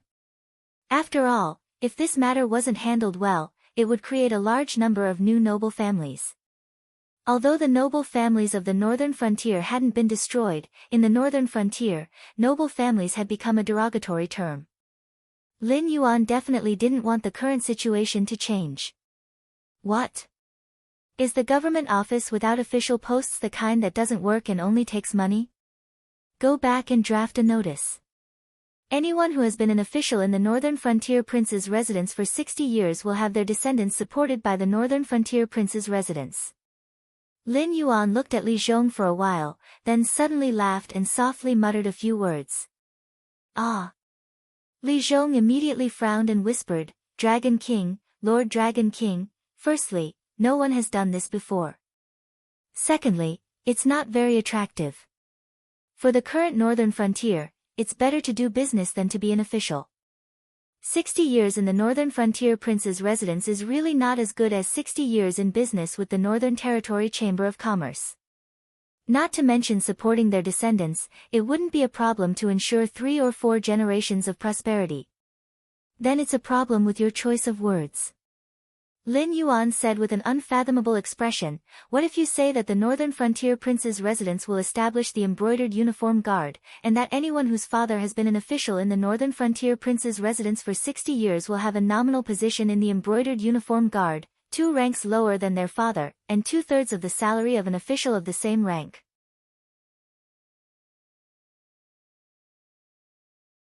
Chapter 426.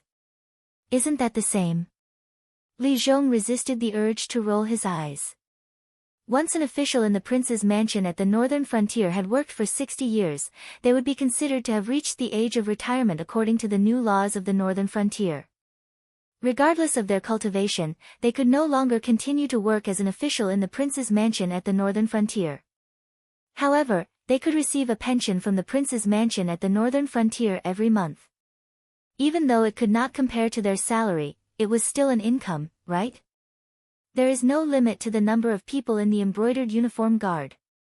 They will temporarily be military positions, and each official can only have one son.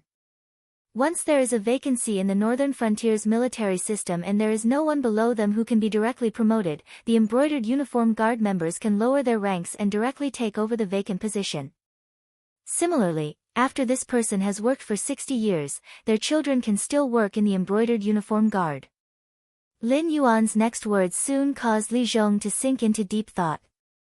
The northern frontier might be pushing new policies, but the power of the military would always be indispensable.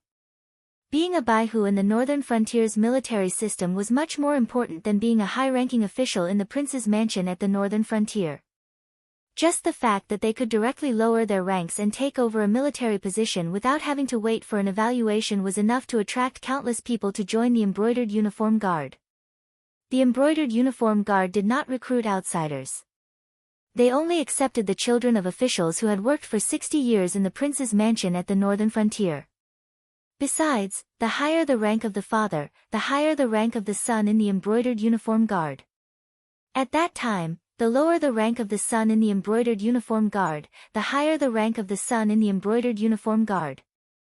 Not only did this solve the problem of the officials in the northern frontier being ambitious to secure their positions as military officials, these officials would also conduct strict training for their children, which could be considered as solving the problem of talent.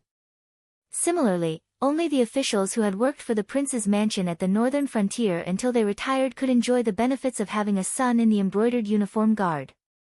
It also solved the problem of the officials in the northern frontier not doing any work and even thinking about quitting to do business. Killing 3 birds with 1 stone. It seemed that there was more to it. Also, the embroidered uniform guard can't be considered a government office in name only. I plan to split the embroidered uniform guard into 2 departments, one in the light and one in the dark. The light department will be independent of the local government and will be in charge of the safety of the gathering place. They will be in charge of arresting and interrogating. However, the criminals will still be sent to the prison set up by the local government. The dark department was responsible for investigation, supervision, and collecting intelligence from both sides during wartime. They were also responsible for monitoring the integrity of the local officials. They were also responsible for monitoring each other with the secret agents of the Association of the Demon Emperor. They were responsible for ensuring that what the Northern Frontier Prince's residents heard and saw was not what some people wanted the Northern Frontier Prince's residents to hear and see. The embroidered uniform guards only need to answer to me and the King of the Northern Frontier. As for the others, no matter what position or identity they have on the northern frontier, as long as they have evidence, they can send the embroidered uniform guards to arrest them. Lin Yuan let out a sigh of relief, but his eyes shone brightly. Ding Zai's manipulation of the Association of the Demon Emperor to block his vision had taught him a lesson. Although the secret agents of the Association of the Demon Emperor were everywhere in the northern frontier, once something happened within the Association of the Demon Emperor, Lin Yuan would become a blind existence. However, the northern frontier belonged to the Xinwu dynasty, and the nominal king was Hu Yan. Lin Yuan's territory system could not be used in the northern frontier. Otherwise, he would not have kept so many spies for his own use. As expected of Lord Dragon King. Amazing, amazing.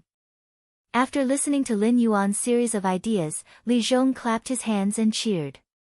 After all, once Lin Yuan set up the embroidered uniform guards, his biggest problem would be solved. He could not help but return to his office to record the details of Lin Yuan's idea of the embroidered uniform guards. He would go back and think about it repeatedly to see if he could come up with a better plan. If he could not, he would directly post the announcement of the establishment of the embroidered uniform guards on the bulletin board of the Northern Frontier King's mansion, and then send someone to deliver the letter to the local government. Wait. Just as Li Zhong turned around, Lin Yuan called out to him. After a moment of silence, the smile on Li Zhong's face disappeared. He turned to look at Lin Yuan with a bitter face, cupped his hands and said, "Lord Dragon King, forgive this student for speaking out of turn, but the business tax exemption must not be allowed. Otherwise, I'm afraid another batch of new aristocratic families will be created. Wouldn't the efforts of Lord Dragon King and this student go to waste?" Lin Yuan looked at Li Zhong silently, his heterochromatic eyes faintly narrowed. No one knew what he was thinking. After a while, Lin Yuan sighed softly and said helplessly, "What is in your head?" Although the aristocratic families today rely on the northern frontier king's mansion for survival, people are forgetful. In another 1 or 2 years, the northern frontier aristocratic families' interference in the welfare of the common people will be more or less forgotten. At that time, the aristocratic families of the northern frontier will be happy again. Indeed.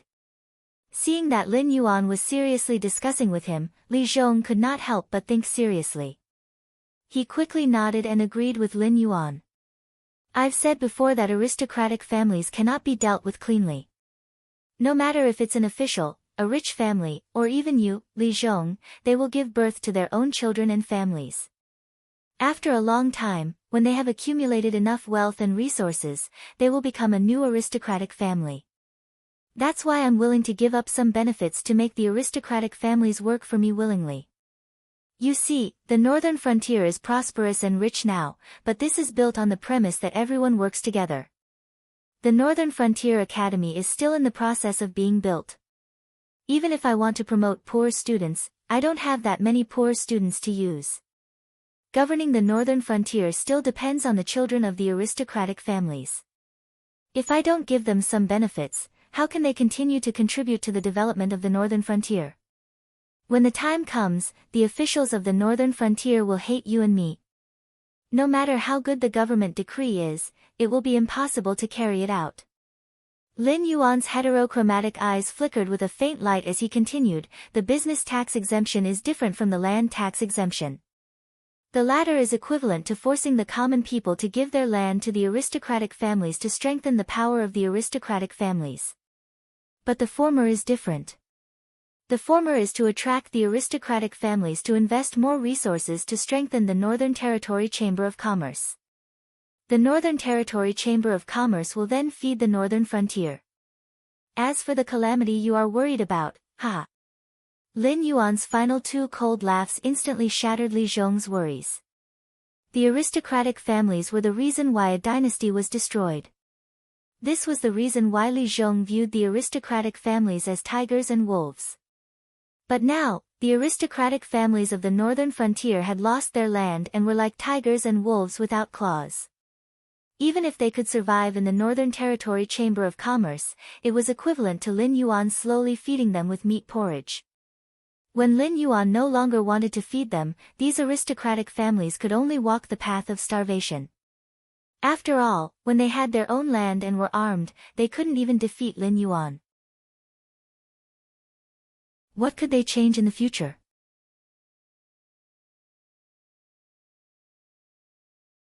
Chapter 427. This student understands. Li Zhong cupped his hands towards Lin Yuan and said with a face full of smiles. This embroidered uniform guard was different from the other government offices without official posts. Right from the start, they were in charge of arresting, punishing, supervising and other important powers. It was most likely not to motivate the officials to improve themselves. After all, although this kind of government office was not a formal establishment, its power was much greater than many formal government offices. If Lin Yuan were to use this government office 60 years later, then it would be impossible for Lin Yuan to defeat two successive kings of the Northern Frontier without being stained with blood. Therefore, when the embroidered uniform guard was first activated, there would definitely be a group of fierce people who would be transferred in, and they would have to do great things. When he thought of the power of the embroidered uniform guard, Li Zhong could not help but shiver. It was as if he could see the image of the Northern Frontier in the not-too-distant future. In addition, this king is waiting for you here. There is another task for you to do. Lin Yuan's heterochromatic eyes did not have the slightest ripple, only quietly staring at Li Zhong. Li Zhong was silent for a moment, then a faint bitter smile suddenly appeared on his face. He said, "Could it be that the Dragon King wants this student to take over the title of King of the Northern Frontier?" Although Li Zhong's face was a bitter smile, but this smile was clearly uglier than crying. First it was Lei Fan, then it was Hu Yan. The two kings of the Northern Frontier had fallen one after the other. At this stage, although the Northern Frontier Prince's palace was still able to intimidate the various powers in the Northern Frontier, but it no longer had anything to do with the King of the Northern Frontier in name. The title of King of the Northern Frontier might not even be as useful as someone that Lin Yuan had casually nominated. Moreover, as the one closest to Lin Yuan's thoughts in the Northern Frontier Prince's palace, Li Zhong naturally knew that everything that Lin Yuan had done was just to pave the way. The Northern Frontier that he wanted was not a family's world. When Lin Yuan allowed the Northern Frontier to develop freely, it was estimated that only the new laws of the Northern Frontier would have authority. Titles like officials, princes, nobles and the like would be useless. At most, they would give their descendants the title of embroidered uniform guard. When that time came, whether there would be a vacancy for them would be a problem. Yes. Lin Yuan did not have the intention to beat around the bush with Li Zhong and nodded his head very calmly. The smile on Li Zhong's face became uglier and uglier, and his voice was almost choked with sobs. Lord Dragon King, you can't play people like this. Your student, this donkey, can still pull a mill. What Lin Yuan wanted was the northern frontier ruled by law, and not the northern frontier ruled by a king. Just from the word, king, in the northern frontier, it was clear that from the day this title was issued by the Xinwu dynasty, the existence that inherited this title would not have a good ending. Especially now that the Xinwu dynasty's situation was getting better by the day, when the chaos was quelled, the northern frontier would still have to bow their heads to the Xinwu dynasty. Thus, Lin Yuan's idea of attacking the royal power would become even more intense. After all, in the northern frontier, the words of the northern frontier king did not have much authority. Regardless of whether you were the ruler of a dynasty or an imperial envoy, the result was the same. Whether or not the northern frontier was willing to cooperate depended on whether or not Lin Yuan nodded his head. As for Lin Yuan's authority, sorry, Lin Yuan was not some northern frontier king. He was the Blackwater Dragon King, the legitimate god of the northern frontier conferred by the Xinwu dynasty. At the same time, he was the god of wealth who had absolute control over the Northern Territory Chamber of Commerce. No matter what identity he had, he was not related to a mortal. When the royal power did not fall behind, Lin Yuan would have a greater say in the northern frontier. After all, whoever did not listen would not be able to eat. This king has thought about it, and the only person who is qualified to be the last northern frontier king is you. However, Lin Yuan did not pay attention to Li Zhong's complaints. Instead, he looked at Li Zhong with a serious face, and his voice became much lower. This student does not want to be a northern frontier king in name only, and even more so, do not want to become a chess piece used by the Xinwu dynasty to check and balance the power of Dragon King Darren. Li Zhong waved his hand at Lin Yuan like a hoodlum and said in a low voice, if Dragon King Darren wants this student to take over the northern frontier king, why not just give this student a quick death right now? Why let this student suffer that kind of humiliation? Li Zhong traveled thousands of li to the northern frontier to seek refuge with Lin Yuan. He originally wanted to make a big career out of it. Naturally, it was impossible for him to muddle-headedly take over a noble title that looked very high and mighty, but in reality, would become a stepping stone when his career had just started. He did not come all the way here to humiliate himself and ask for trouble, right? In particular, Li Zhong had already grasped the knack of Lin Yuan's idea. Especially after he started to implement the land clearing project, he did not even need to think to know that Lin Yuan was weaving an impenetrable net. Various yamen, officials, nominal positions, and shifter emperors would form this big net. Under the big net were the people of the northern frontier, and above the big net was Lin Yuan. As long as Lin Yuan did not lose the support of the people, then his every move in the center of the big net would be accurately fed back to the various areas covered by the big net. These yamen, which divided the authority very carefully, seemed to have scattered the authority of the various local yamen, turning the usually awe-inspiring old men into ferocious beasts without claws and fangs. However, it further stabilized the authority of those in the center. The authority of the various departments was divided, and they would often see each other. Even if someone wanted to cause trouble, a sentence could make other people who did not want to be implicated stand up and report him. Moreover, there was the association of shifter emperors and the embroidered uniform guards watching from the side. The young masters of the embroidered uniform guards were eagerly waiting for something to happen to the various yamen officials, so that they could use their connections to fill in the gaps in the various departments. Although the current embroidered uniform guards were only filling in military positions, there were many military positions in the local yamen. Moreover, after filling in the yamen, they would no longer be a member of the embroidered uniform guards. Naturally, they would no longer be restricted by the rules. If they worked hard and achieved some political achievements, wouldn't promotion be just around the corner? Of course, after they filled in, the new embroidered uniform guards and those who did not fill in would also keep a close eye on them. As long as Lin Yuan could clearly control the two forces, the embroidered uniform guards and the association of shifter emperors, the changes in the officialdom of the northern frontier would forever be a virtuous cycle. No one would dare to make a mistake under the watchful eyes of countless people, and would naturally strictly carry out Lin Yuan's orders. This king is not after your life, and definitely not to humiliate you. After the fall of Lei Fan, the authority of the king of the northern frontier had been mostly lost. Otherwise, Hu Yan would not have been so frightened by this king's words that he stayed in Shunning City obediently.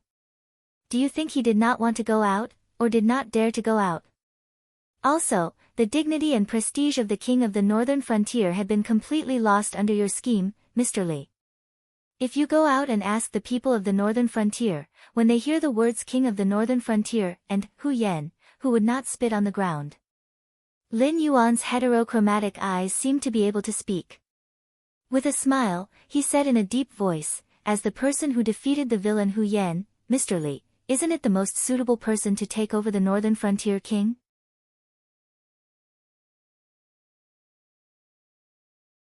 Chapter 428.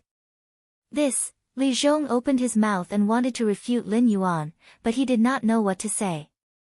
Because Hu Yan had colluded with the aristocratic families and wanted to stop the northern frontier prince's mansion from renting out large amounts of ownerless land to the commoners at a low price, he had already been nailed to the pillar of shame.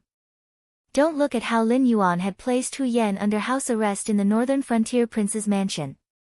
This was also to protect the northern frontier prince who did not know his own worth and thought that he could go against Lin Yuan by colluding with the aristocratic families. If Hu Yan was released now without any guards by his side, he would probably be torn to shreds by the angry commoners of the northern frontier. If Lin Yuan did not lay his hands on Hu Yan, the northern frontier prince, Hu Yan could be considered to be crippled, and there would be no place for him in the northern frontier. Therefore, the replacement of the prince of the northern frontier prince could not be the same as the previous 2 times where Lin Yuan said it would be whoever he wanted.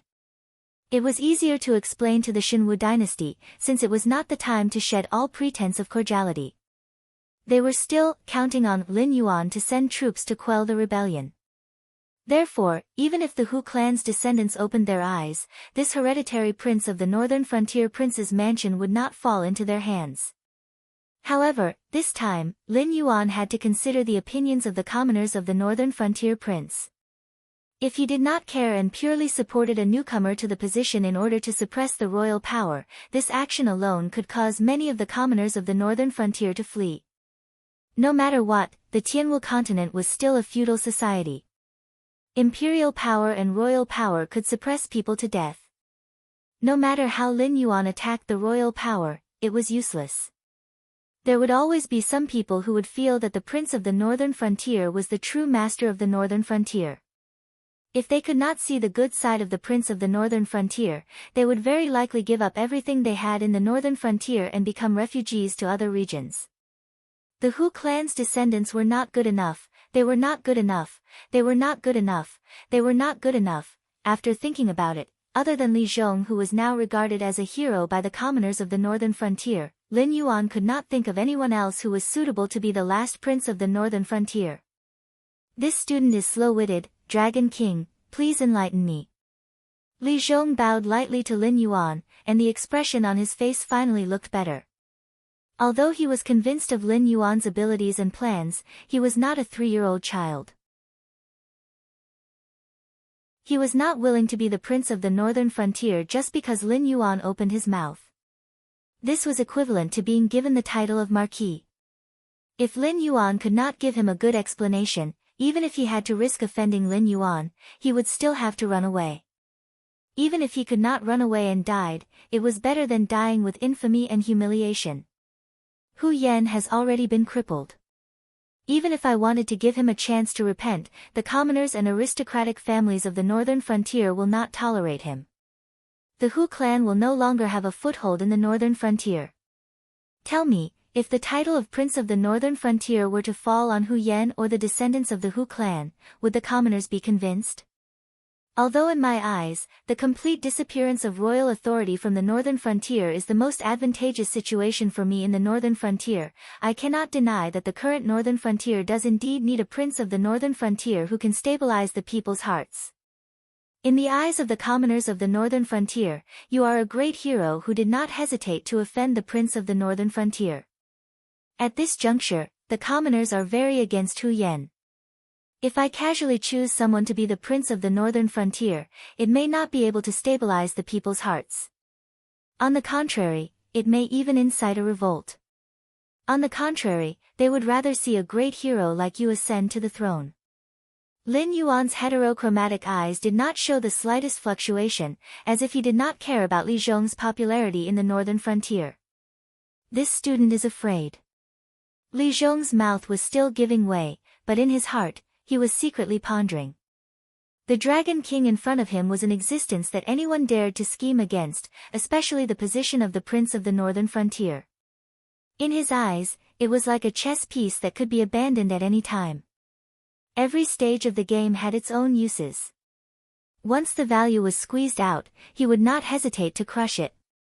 For example, the first prince of the Northern Frontier, Lei Fan.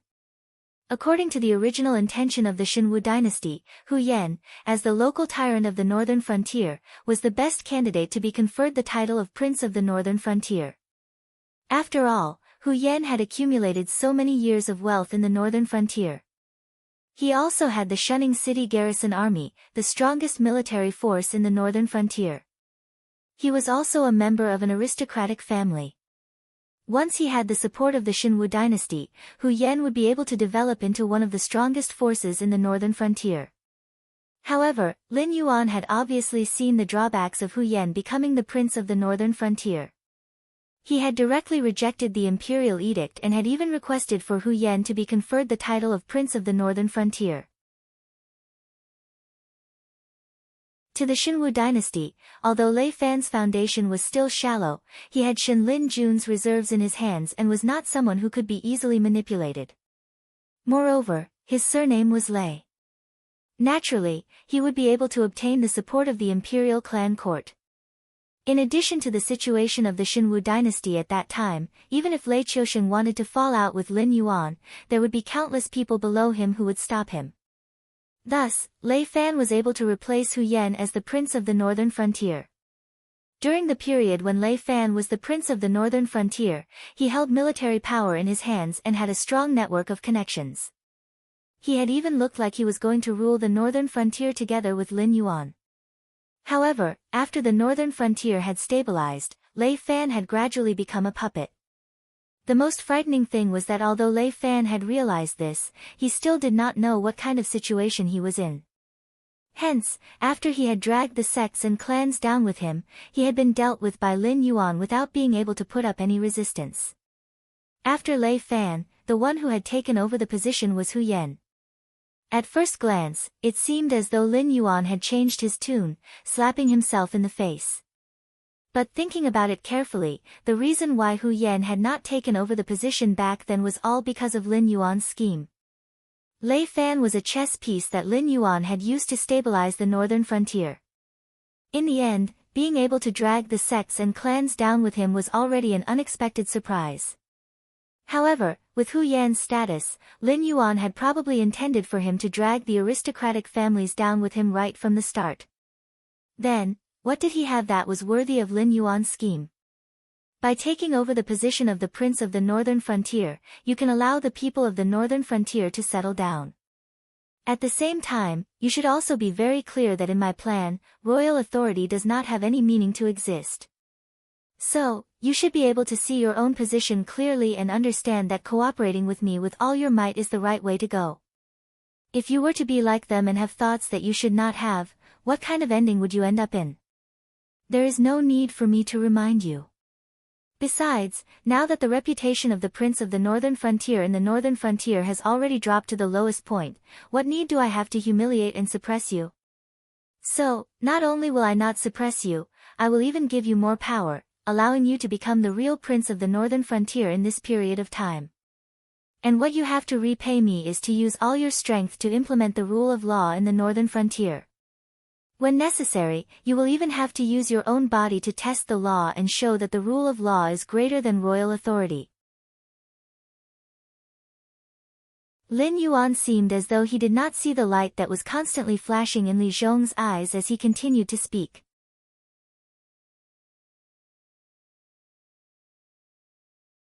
Chapter 429. The distance between the northern frontier and the imperial capital was definitely not close. However, Lin Yuan only took half a day to send the news to the imperial capital. By the time he received the imperial capital's reply and the imperial edict of appointment, it was already 3 days later. It was not that Lei Qiusheng and Zhang Xiu did not value Lin Yuan, but that the important officials in the court valued Lin Yuan too much. In this short period of 1.5 years, Lin Yuan's name was like a nightmare that shrouded over their heads. It was not only because the northern frontier was getting stronger day by day, but also because Lin Yuan's position was never that of a prince or a noble. Even if he was the Grand Secretary of the imperial cabinet in the Xinwu dynasty, he could not deny that he was a member of an aristocratic family. As for the other aristocratic families and sects, although they had their enemies, they were more of an excellent helper and cover. Only when everyone worked together could they contend against the supreme imperial power and seek benefits for their families. However, after Lin Yuan took over the throne, he immediately began to reform. First, he established the academy in the northern frontier, which was equivalent to destroying the situation where the aristocratic families and sects controlled knowledge and cultivation methods. This allowed the poor children to have the potential to advance. Then, he took over the land and rented it to farmers for farming at a low price and collected taxes. After all, the ownership of the land did not belong to the farmers. Even if they wanted to use the land, they could not do it. Moreover, Lin Yuan's officials and people were there, so why should they curry favor with the aristocratic families? Therefore, the important officials and nobles in the southern frontier were extremely afraid of Lin Yuan's name. If it was not for Lei Qiusheng forbidding them to do anything to the northern frontier, they would have already killed this disaster in the cradle. Lei Qiusheng wanted to use the northern frontier as a test to see the effects of Lin Yuan's new policies. This was already an open secret in the Xinwu dynasty. Although everyone seemed to be harmonious on the surface, countless eyes were secretly watching Lei Qiusheng's every move, afraid that he would imitate the Black Jiao. After all, what the shifter emperor could do, the embroidered uniform guards could do as well. Although those nominal offices were complicated and varied, they were not official organizations. According to the original salary of the Xinwu dynasty, even if the Xinwu dynasty's embroidered uniform guards were 10 times larger than their counterparts in the northern frontier, the Xinwu dynasty could easily support them. Therefore, Lei Qiusheng wanted to replicate the northern frontier's embroidered uniform guards. Of course, if he only followed the strict law enforcement of the northern frontier and the clear division of labor of each department, although many people would lose their source of income, it would not be a serious blow. To put it bluntly, with so many offices in the imperial dynasty, how many of them would be able to eat to their heart's content? The important officials of the Xinwu dynasty were not worried about anything else, but that Lei Qiusheng would imitate the Black Jiao and ask the officials and citizens to abolish their annual tax exemption. He would ask everyone to pay taxes according to the area of their farmland and their output. Even if he could not take back the land under the nobles' names, the imperial dynasty's annual income would increase by 2 to 3 times. Presently, the Xinwu dynasty was in chaos and had suffered countless casualties. Many lands had lost their owners, but it just so happened that the embroidered guard had received Zhang Xiu's orders a long time ago, so they kept a close watch on these lands and didn't give those clans and sects the chance to take over their lands at all. According to Lei Qiusheng's military background, he would not keep these ownerless lands for himself. Most of them were given to the soldiers who had made great contributions, and a small portion was given to the families of the fallen soldiers. However, Lin Yuan's actions in the northern frontier had given Lei Qiusheng a good start. He gave the land in his hands to the commoners to farm, and then gave them a certain tax exemption to attract the commoners to farm. At most, he would spend a bit more money to reward his subordinates, but the annual income from the autumn harvest would be much higher. It was better than giving the land to his subordinates in a one-time deal. At this time, all the officials were present in the throne room of the imperial capital. A red-faced old man wearing a crimson official's robe cupped his hands towards Lei Qiusheng and said in a clear voice, "Your Majesty, please think twice before acting on his request for the Northern Frontier King's position." It hasn't been long, but the Northern Frontier King's position has already changed 3 times. This is a hereditary title, not some cabbage that can be bought from the roadside. It's also not something that the Black Jiao can give to whomever he wants. Lei Qiusheng sat on the dragon throne, coldly sizing up the red-faced old man without saying a word. Seeing that Lei Qiusheng did not respond, the red-faced old man subconsciously frowned and said again, "Your Majesty." Logically speaking, if the emperor raised his own opinion, the officials would have to give an opinion regardless of whether they agreed or not. At this time, the emperor could keep his original opinion, or he could act according to the opinions of the officials. In any case, it was very rare for both sides to agree. After all, both sides had different standpoints. During times of peace, when the emperor's power benefited, the benefits of the aristocratic families would shrink, and vice versa. For example, at this moment, even though he knew what Lin Yuan was scheming, Lei Qiusheng still didn't even frown in the face of the third request for the northern frontier king's position to be changed.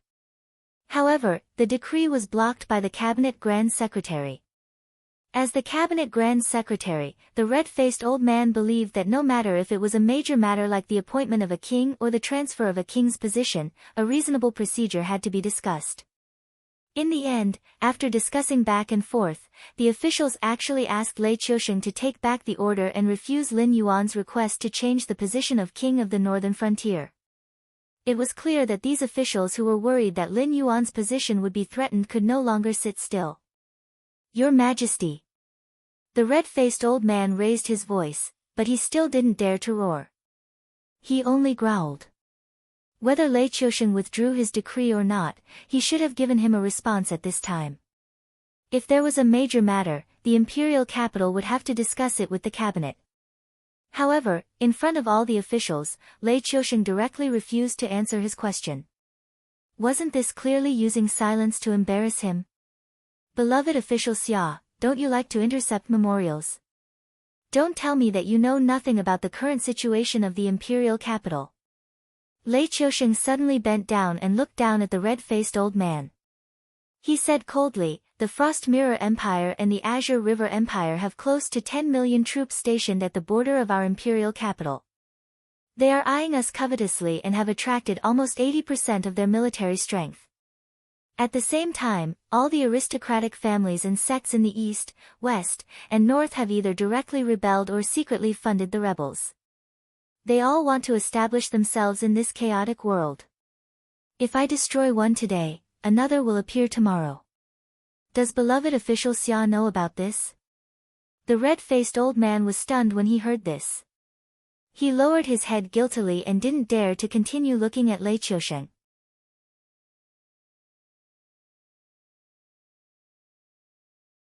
Chapter 430. The cabinet ministers had the right to read the memorials. Even before Lei Qiusheng read the memorials, they had to read them themselves to ensure that there was nothing that the emperor couldn't know about before handing the memorials to him. Of course, it was completely different for the emperor to know through the embroidered uniform guard and through the memorials. After all, no matter how many secrets the embroidered uniform guard knew, the Xinwu dynasty couldn't legitimately interfere. They could only use the embroidered uniform guard's spies within the Xinwu dynasty to deal with it. To put it bluntly, it was just a dispute in the Jianghu. However, cabinet ministers only had the right to read memorials. When the decree came from Lei Qiusheng's imperial study, the ministers could only follow the instructions on the cover and deliver it to where it should be delivered. They couldn't read a single word inside. After all, that was the emperor's thoughts. Ordinary people didn't have the right to know. The red-faced elder had read Lei Qiusheng's decree and made it known to the entire court. He had clearly violated Lei Qiusheng's taboo. Otherwise, he wouldn't have been left out in the imperial court. This subject knows a little. The red-faced elder resisted the numbness in his scalp and replied in a low voice. "Then do you know how many rebels there are in the north, how many there are in the south, and whether the rebels on the east and west are locals or disguised as soldiers from the two dynasties? Does beloved official Xia know these things?" Lei Qiusheng raised his brows and asked coldly. "This humble subject doesn't know." The red-faced elder shook his head, his eyes dim. "There are more than 50 million rebels in the four directions. Every night we clear them out, their numbers will increase. However, my soldiers are currently resisting the attacks of the two dynasties on the east and west. They simply can't free themselves to deal with these rebels. The only person that can be mobilized, Shenlin Jun, has gone to war. During this period of time, he has been fighting in the north and south. The results seem to be quite good, but in my opinion, these battles are King worthless. As Lei Qiusheng spoke, he was so angry that he laughed and said coldly, "Official Xia, that good nephew of yours even dares to embezzle Shenlin Jun's provisions and military equipment. How dare he? No wonder my army is getting weaker by the day. It turns out that even the roots are rotten." Hiss. Before Lei Qiusheng could finish his sentence, a series of gasps could be heard in the throne room. The red-faced old man's nephew was the commander-in-chief of the Heavenly Inspire army. He was in charge of supplying the three armies with provisions and armaments. At the same time, he was also the largest strategist department in the Shenwu dynasty. In the early years, the people on duty there were new aides and strategists who had joined Lei Qiusheng before he rose to power. But now, it had become a government office where some people took advantage of their position for personal gain and filled their own pockets. They even dared to embezzle the provisions and armaments of the emperor's personal army. What kind of concept was this? They were greedy and stupid. If it weren't for that good nephew of yours, how could my Shenlin Jun have to find a place to rest and reorganize after losing more than half of his men to a group of rebel soldiers who had been trained for less than half a year? Lei Qiusheng narrowed his eyes slightly and said coldly, "If my Shenlin Jun could still fight, why would I count on those two evil creatures, Lin Yuan and Lei Quming? Do you think I don't know what it means to raise a tiger and invite calamity? The problem now is, if I don't raise a tiger, how will I deal with the rebel soldiers who are causing chaos everywhere? Will I rely on the benevolence and righteousness that you, Scholar Xia, speak of?" "Your Majesty," the red-faced old man froze as if he had been struck by lightning. Although he knew that his nephew's hands were not clean, he had never thought that his nephew would be so daring. Who didn't know that Shenlin Jun represented the emperor's personal army in Shenwu Royal County? What was the difference between making a move on Shenlin Jun and directly stealing money from the emperor's treasury? "Official Xia, whether you are willing or not, this edict must be delivered to the northern frontier today. Later, I guarantee that your head will be moved along with your nephew's." Slapping the dragon throne heavily, Lei Qiusheng stood up and stared coldly at the red-faced old man. His expression was as gloomy as water. There was no suspense as to whether or not the red-faced old man's nephew was stupid. After all, no matter how strong the father's relationship was, it was impossible for an idiot to sneak into the Heaven Inspire army, which was full of strategists. Therefore, the red-faced old man's nephew embezzling Shenlin Jun's supplies was certainly not as simple as it seemed. At the very least, it was a dereliction of duty.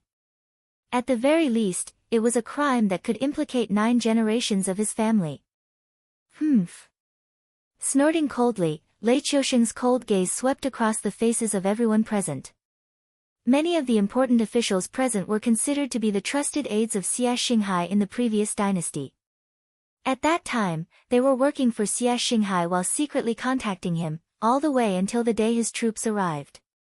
According to Xia Xinghai's original plan, they could at least delay him for 10 days to half a month. At that time, the troops from all over the country would arrive. In the end, those important officials and generals that Xia Xinghai trusted very much naturally opened the gates of the imperial capital and welcomed him and his subordinates into the imperial capital. Now that Shenwu dynasty was in chaos, it was even more chaotic than Wanjian dynasty. If these important officials didn't have any thoughts in their hearts, the person sitting on the dragon throne right now would probably be Xia Xinghai. "Everyone, if there is anything else, please quickly report it. If there is nothing else, please dismiss the court." When Lei Qiusheng saw that everyone was silent like cicadas in winter, he directly sat back down on the dragon throne and looked disdainfully at all the officials below. Even if tens of years had passed, these people still wouldn't forget who was the most capable war god of Shenwu dynasty. As long as Lei Qiusheng sat in the imperial capital and didn't move, even if the entire Shenwu dynasty's army was wiped out, they wouldn't doubt that Lei Qiusheng had a trump card that could turn the situation around. After these tens of years of purging, the entire Shenwu dynasty's subjects were clear about one thing.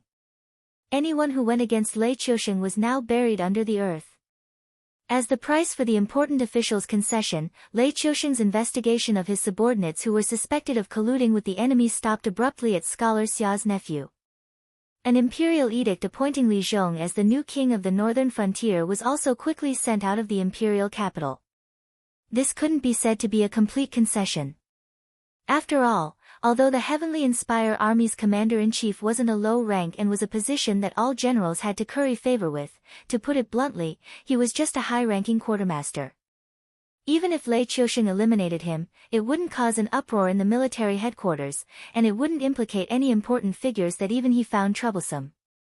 However, once Lin Yuan and Lei Qiuming reached an agreement with him and started to send troops to wipe out the rebels in the north and south, the situation would be completely stabilized. Also, the two dynasties that wanted to take a big bite of meat but didn't want to fight to the death would also pack up and retreat. After this period of time, I will settle accounts with all of you one by one. Lei Qiusheng silently lowered his head, the cold light in his eyes seemed to be somewhat penetrating.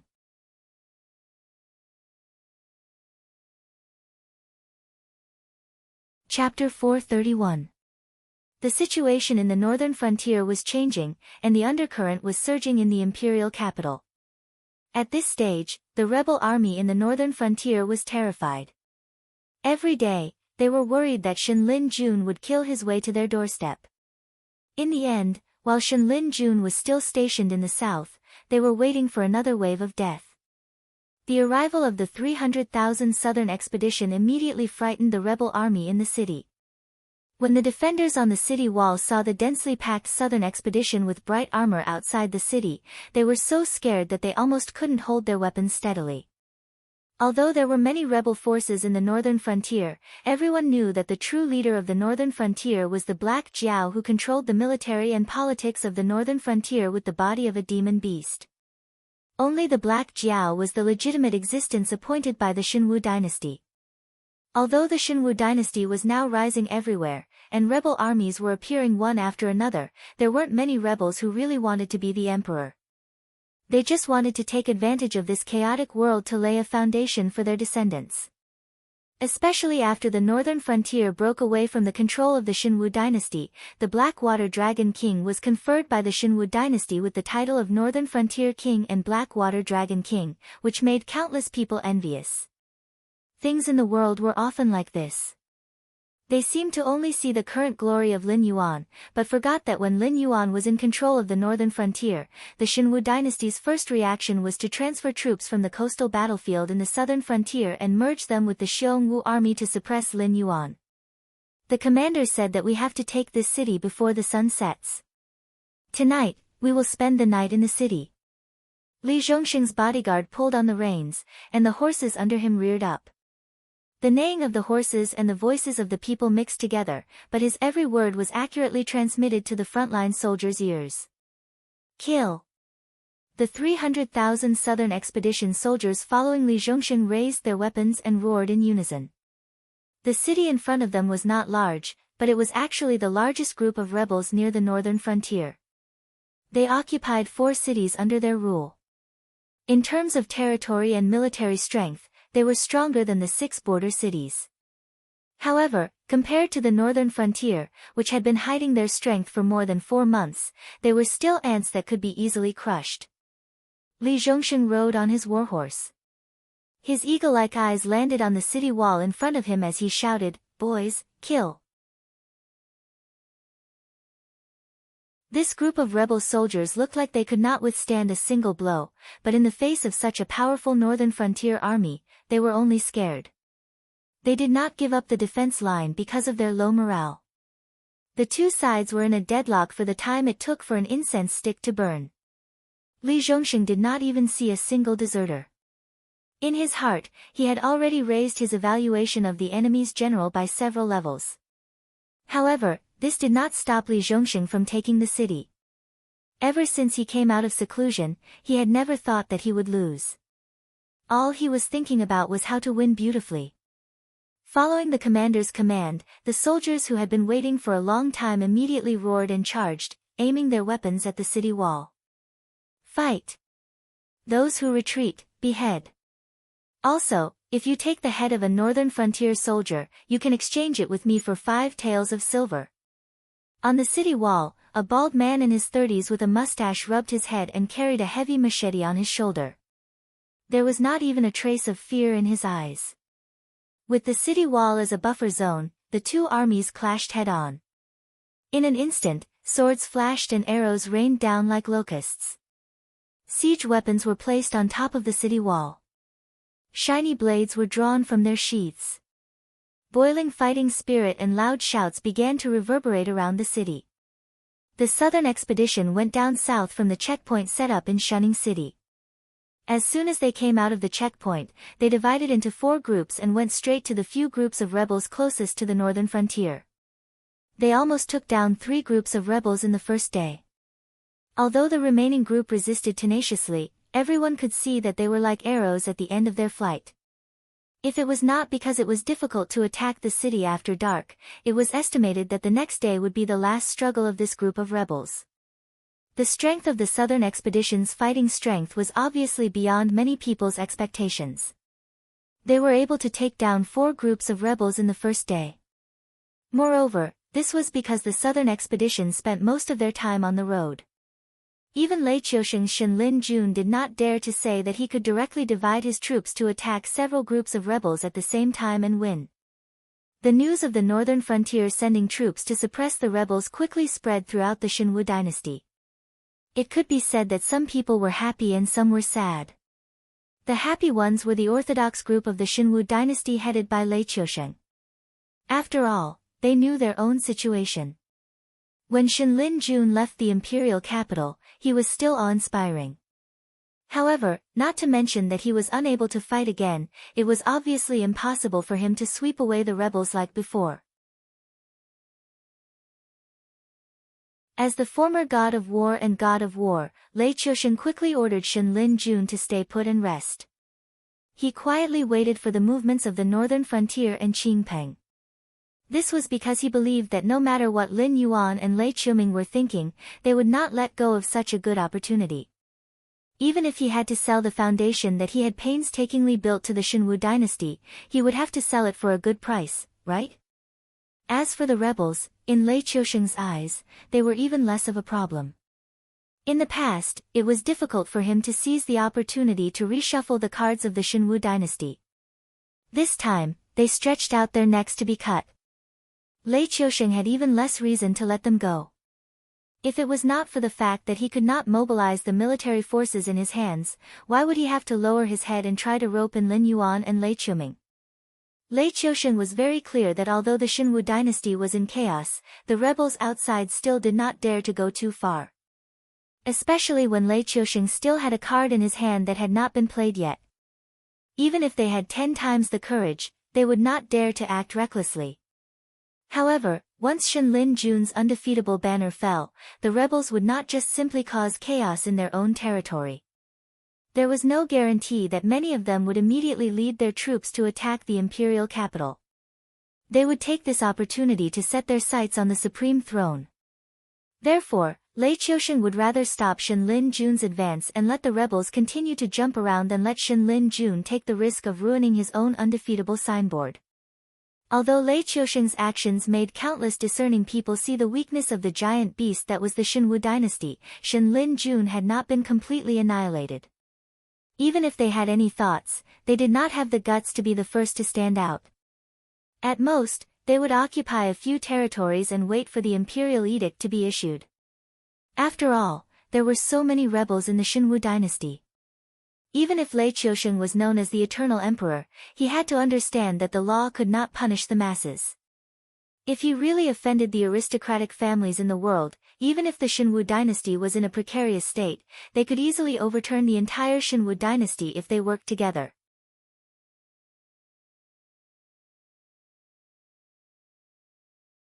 Chapter 432.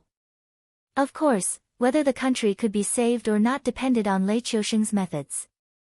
It also depended on whether Lei Qiusheng's sons and grandsons had the ability to suppress the heroes.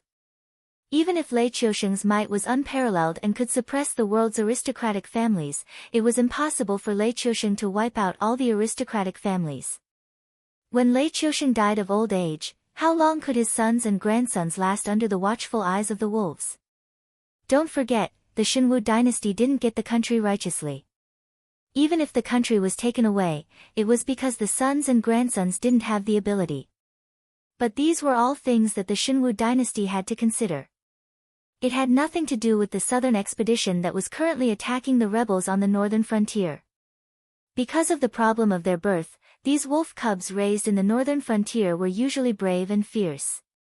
Now that there was no invasion of demon beasts, they were usually bored to death in the northern frontier. Now that they were pulled out to quell the rebellion, they were all trying their best to wrestle with the rebels in the south. But in the end, they were greatly disappointed. They even felt that it was better to practice martial arts in their own camps. The backbone of the rebel army formed by the aristocratic families and sects were either disciples or family soldiers. Usually, there was no difference between them. In terms of cultivation, they were even higher than the southern expedition. But as the old saying goes, in the face of a real war, the individual strength below the Kongming realm could influence a part of the battlefield, but it couldn't change the direction of the whole war. Even for the Heaven Dipper realm cultivators, the aura energy in their bodies and the spiritual energy of heaven and earth seemed to be circulating endlessly, but there was a limit to the endurance of the body. Once this limit was exceeded, even if the enemy didn't attack, the body would collapse on its own. Therefore, on the battlefield, what was relied on was the ability of the commander-in-chief and the tacit understanding and obedience of the frontline soldiers. After the first day of the war, there was no lack of rebel generals dying in battle, and the entire battlefront directly collapsed. If such a defeat fell into the eyes of fierce generals like Li Zhongsheng and Zhang Qilin, it was simply an unforgivable sin. Any troops that directly retreated because of the death of their generals, even if they weren't immediately punished by military law, would have to peel off a layer of skin when they returned to the camp. As for becoming a deserter and becoming a bandit, that was even more impossible. Currently, rebel armies were running rampant everywhere in the dynasty. The small and medium-sized mountain bandits, roving bandits, and Xiangma had either become rebel warlords under the support of various aristocratic families or been annexed or annihilated by various rebel armies. Even if Li Zhongsheng did not find trouble with them, they would not be able to find a place to stand in the current Xinwu dynasty. On the other hand, the southern expedition, who had undergone strict military training, even if the general in charge of the grassroots command died in battle, as long as there was no sound of beating the gong, it would not hinder their tide-like offensive. The general died in the position of lieutenant, and the lieutenant died in the position of Qianhu. Compared to the collapse of the rebel army's front line after the death of their general, the southern expedition hoped that their immediate superior would die in battle. After all, when the superior died, it was time for the subordinates to replace him. After a battle, it was not rare for a soldier to be directly promoted to a deputy general. Of course, this was a bonus that only happened during the war. If it was during peacetime, it would not matter if the superior died, but the subordinates who could replace him would depend on the individual's ability and the results of their daily training. Especially when they heard about the establishment of the genie guards before they set off, they were even more enthusiastic about taking advantage of this war to rise up the ranks. After all, if they could not be promoted now, there would be plenty of people to fight for their jobs in the future. However, under the incentive of this promotion model, it did not mean that a general could sit at the rear and watch the generals and soldiers below rush forward dauntlessly. Li Zhongsheng had set up a supervision team early in the morning. Other than the generals and military advisors, no matter what military rank they had, once the military order was given, they had to lead the people to rush forward. The person with the highest position had to be at the front. If the person behind did not stop, they had to continue to rush forward. When you arrived, the person behind you would take over your position and continue to rush forward. The rebel armies that fought against the southern expedition had only one feeling after a day of fighting. This group of wolf cubs from the northern frontier were really King unafraid of death. At night. General, all the battle reports have been sent here. The guard placed the 3 parchments on Li Wenzhong's desk. He then cupped his hands and stood to one side to wait upon Li Wenzhong. The rebel armies that they fought along the way were not newbies. Although the local aristocratic families raised the army, the composition of the officers in the army was different from those aristocratic families who stuffed their juniors into the army for gilding. They were all veterans from various armies. Their obedience to orders and training requirements in all aspects were also close to that of the regular army. They could be considered as one of the stronger rebel armies in the northern frontier. But even so, the soldiers trained by the retired officers and the soldiers trained by Shen Lin Jun's reserve officers were still 2 different things. In addition, this city was close to Shunning City, so it was not threatened by the demon beasts. There were no troops from other dynasties nearby, so the city's defense ability was almost 0. It was only a little better than the current situation of the northern frontier without a city wall. After all, the 6 border cities were the first line of defense, and Shunning City was the second line of defense. If Shunning City was breached, then the demon beasts would be able to drive straight to the Wei River. Only then would they be blocked by the 3rd line of defense of the Xinwu dynasty with the help of the Wei River. Once Shunning City was breached, it would be equivalent to a land of death. It was originally used as a place to live, so there was no need to spend a lot of money to build city defense fortifications. Of course, even if it was built, there was no possibility of it being used. After all, in the past few decades, the demon beasts in the Hengduan Mountains had only suppressed the original Zhongshan city. They had not even crossed Zhongshan City, let alone breaching Shunning City.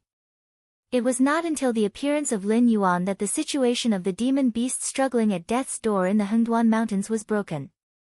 The first round of assault organized by Li Zhongxing did not take down the city wall, because the wall, which was 30 to 40 feet high and completely made of stone, could not withstand the first round of assault at all. It was directly broken into pieces. After that, it was the bloody close combat.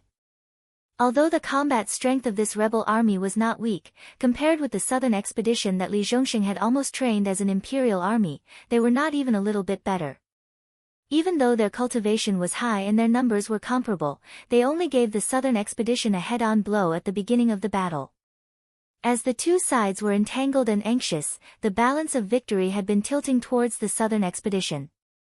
These bastards are all here to show off. Li Zhongxing did not even look at the 3 battle reports on the desk. He stretched himself and said in a deep voice, "I won't look at the specific written reports. You just need to tell me the general situation. If there is no problem, retouch the 4 battle reports and send them back to the northern frontier."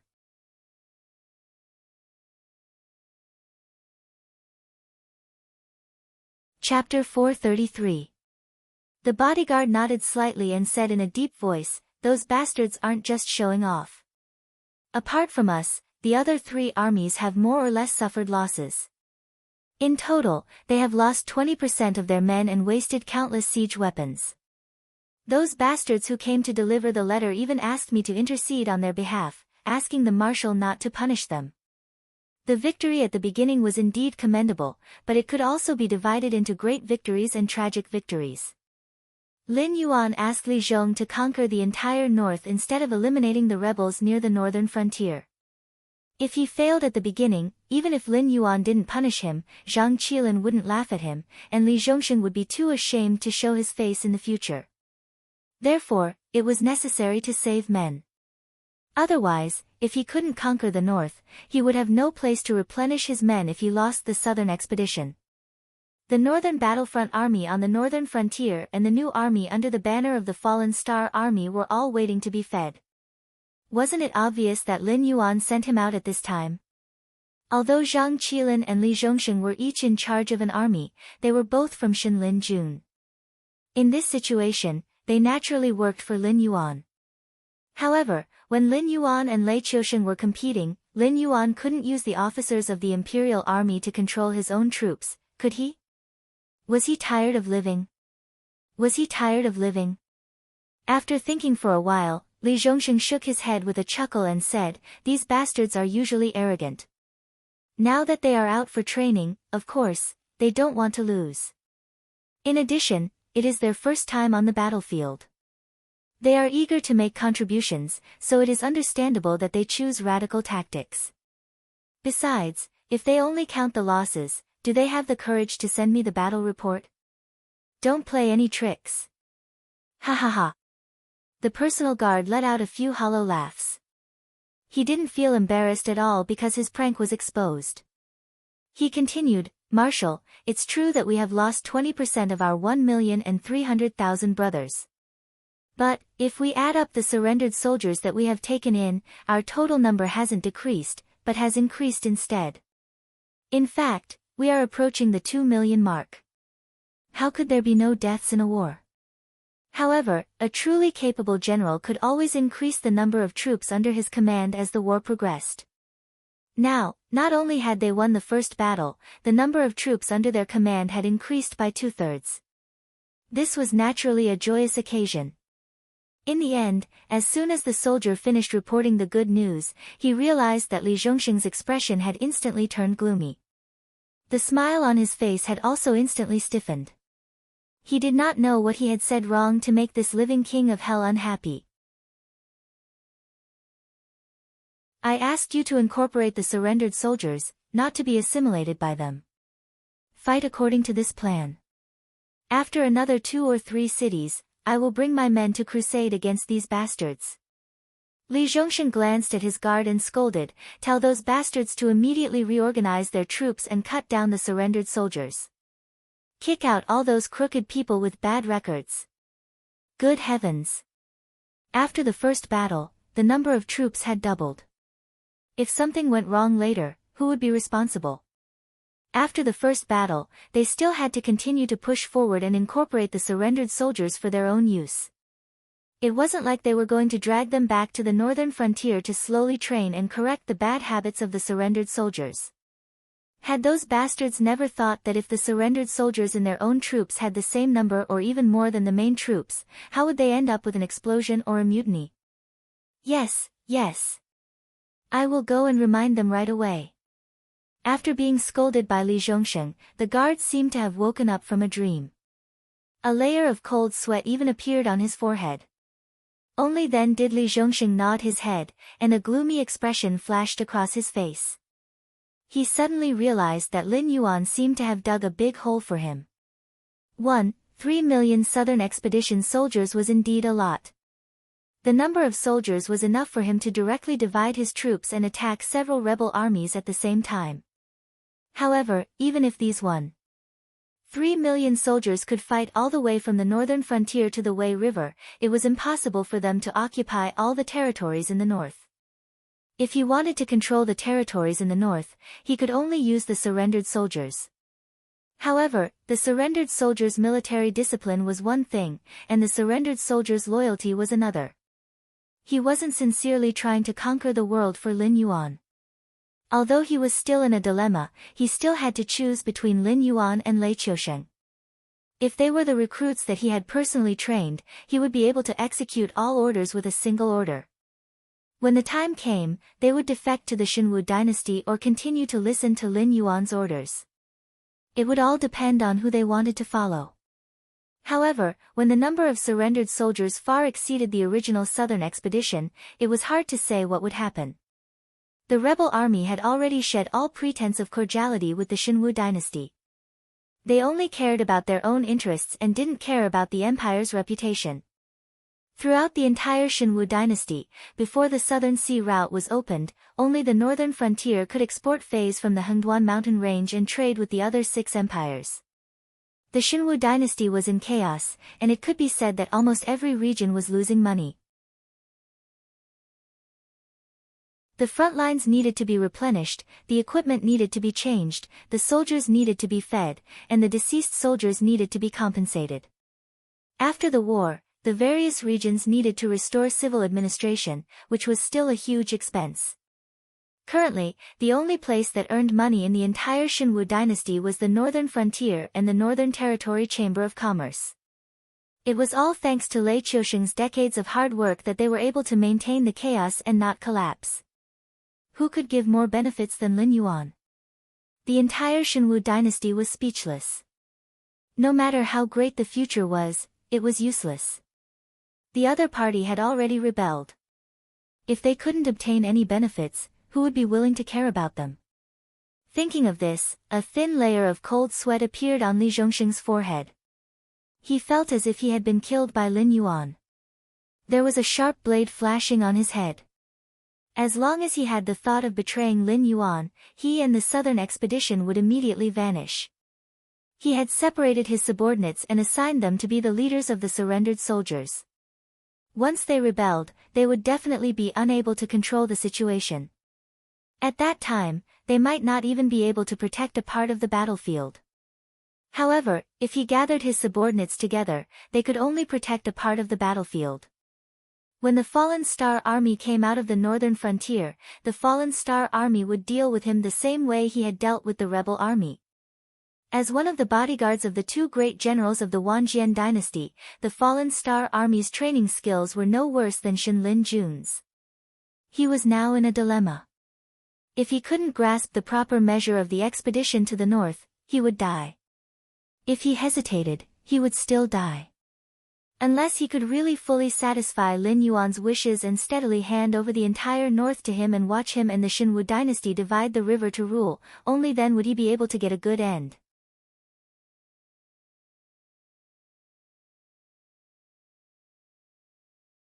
Chapter 434. The northern frontier had sent troops to suppress rebels, and this year's taxes had already begun to be delivered to the imperial capital. The Black Jiao, who controlled the northern frontier, could shake hands with the divine martial emperor and make peace. It could be said that this was a happy ending for everyone. Of course, not everyone was happy. For example, the nobles in the imperial capital were worried that if Lin Yuan's new policies were successfully implemented in the northern frontier, then Lei Qiusheng would naturally have no reason to let them go. Soon, Lei Qiusheng would follow the example of the northern frontier and wield a butcher's knife against the nobles and nobles. The rebels in the northern frontier were not worried, because as the southern expedition had advanced in the past few days, dozens of rebel forces had been swallowed up by Li Zhongsheng. They did not see Li Zhongsheng really forcing anyone into a corner.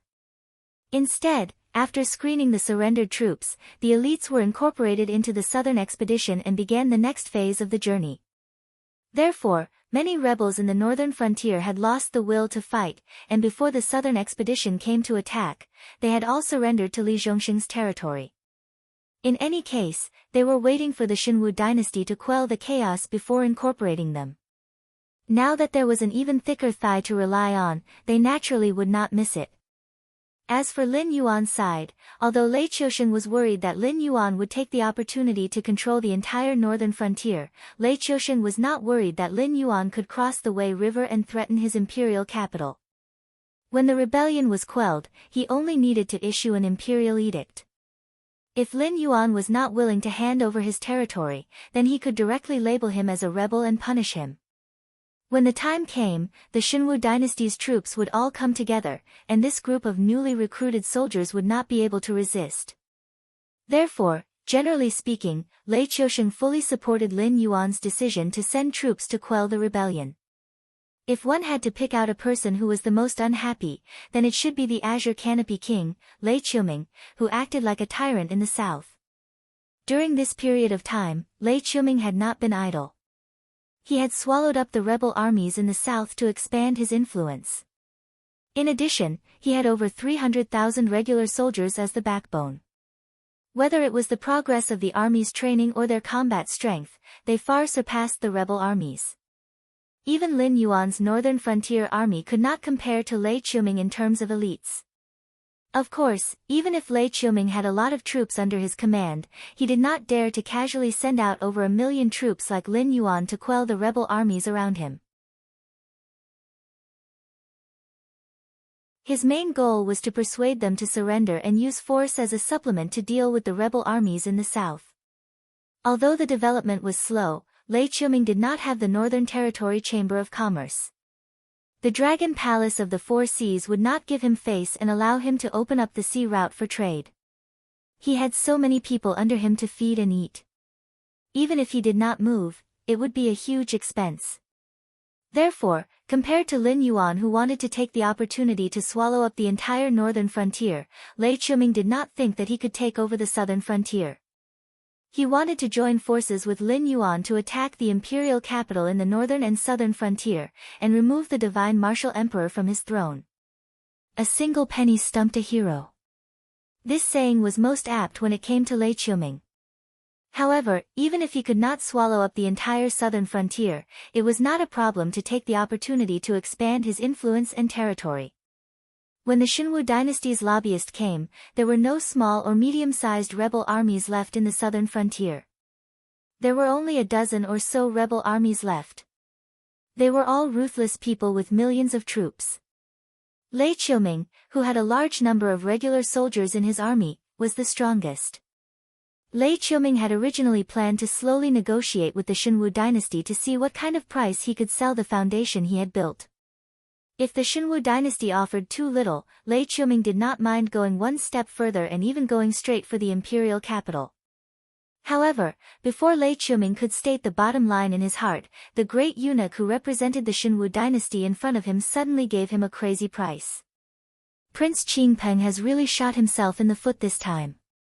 The great eunuch Tong Guan's lips curled up slightly. His fair and clean face did not hide his smile at all. He said in a deep voice, "You are still hesitating on what price to use to close the deal. The one in the northern frontier can no longer hold back and has begun to send troops to suppress those who do not submit." Lei Qiuming almost crushed the teacup in his hand into powder. He did not take the opportunity to respond to Tong Guan's words. However, his eyes were bloodshot. It was obvious that Lei Qiuming's mood was not very calm at this moment. Therefore, the conditions that this servant previously discussed with Prince Qingpeng are no longer valid. Tong Guan shrugged and said in a shrill voice, "It is not that this servant does not want to give face to Prince Qingpeng. It is just that those people in the capital have been slandering the emperor recently. They said that as long as the Black Jiao of the northern frontier takes action, the rebellion in the northern frontier will definitely be quelled. The imperial court only needs to endure for a while more before they can mobilize troops to clean up the rebels in the southern frontier. It is just an evil beast. Does it really think that it is a famous general?" Prince Qingpeng's gaze landed on Tong Guan.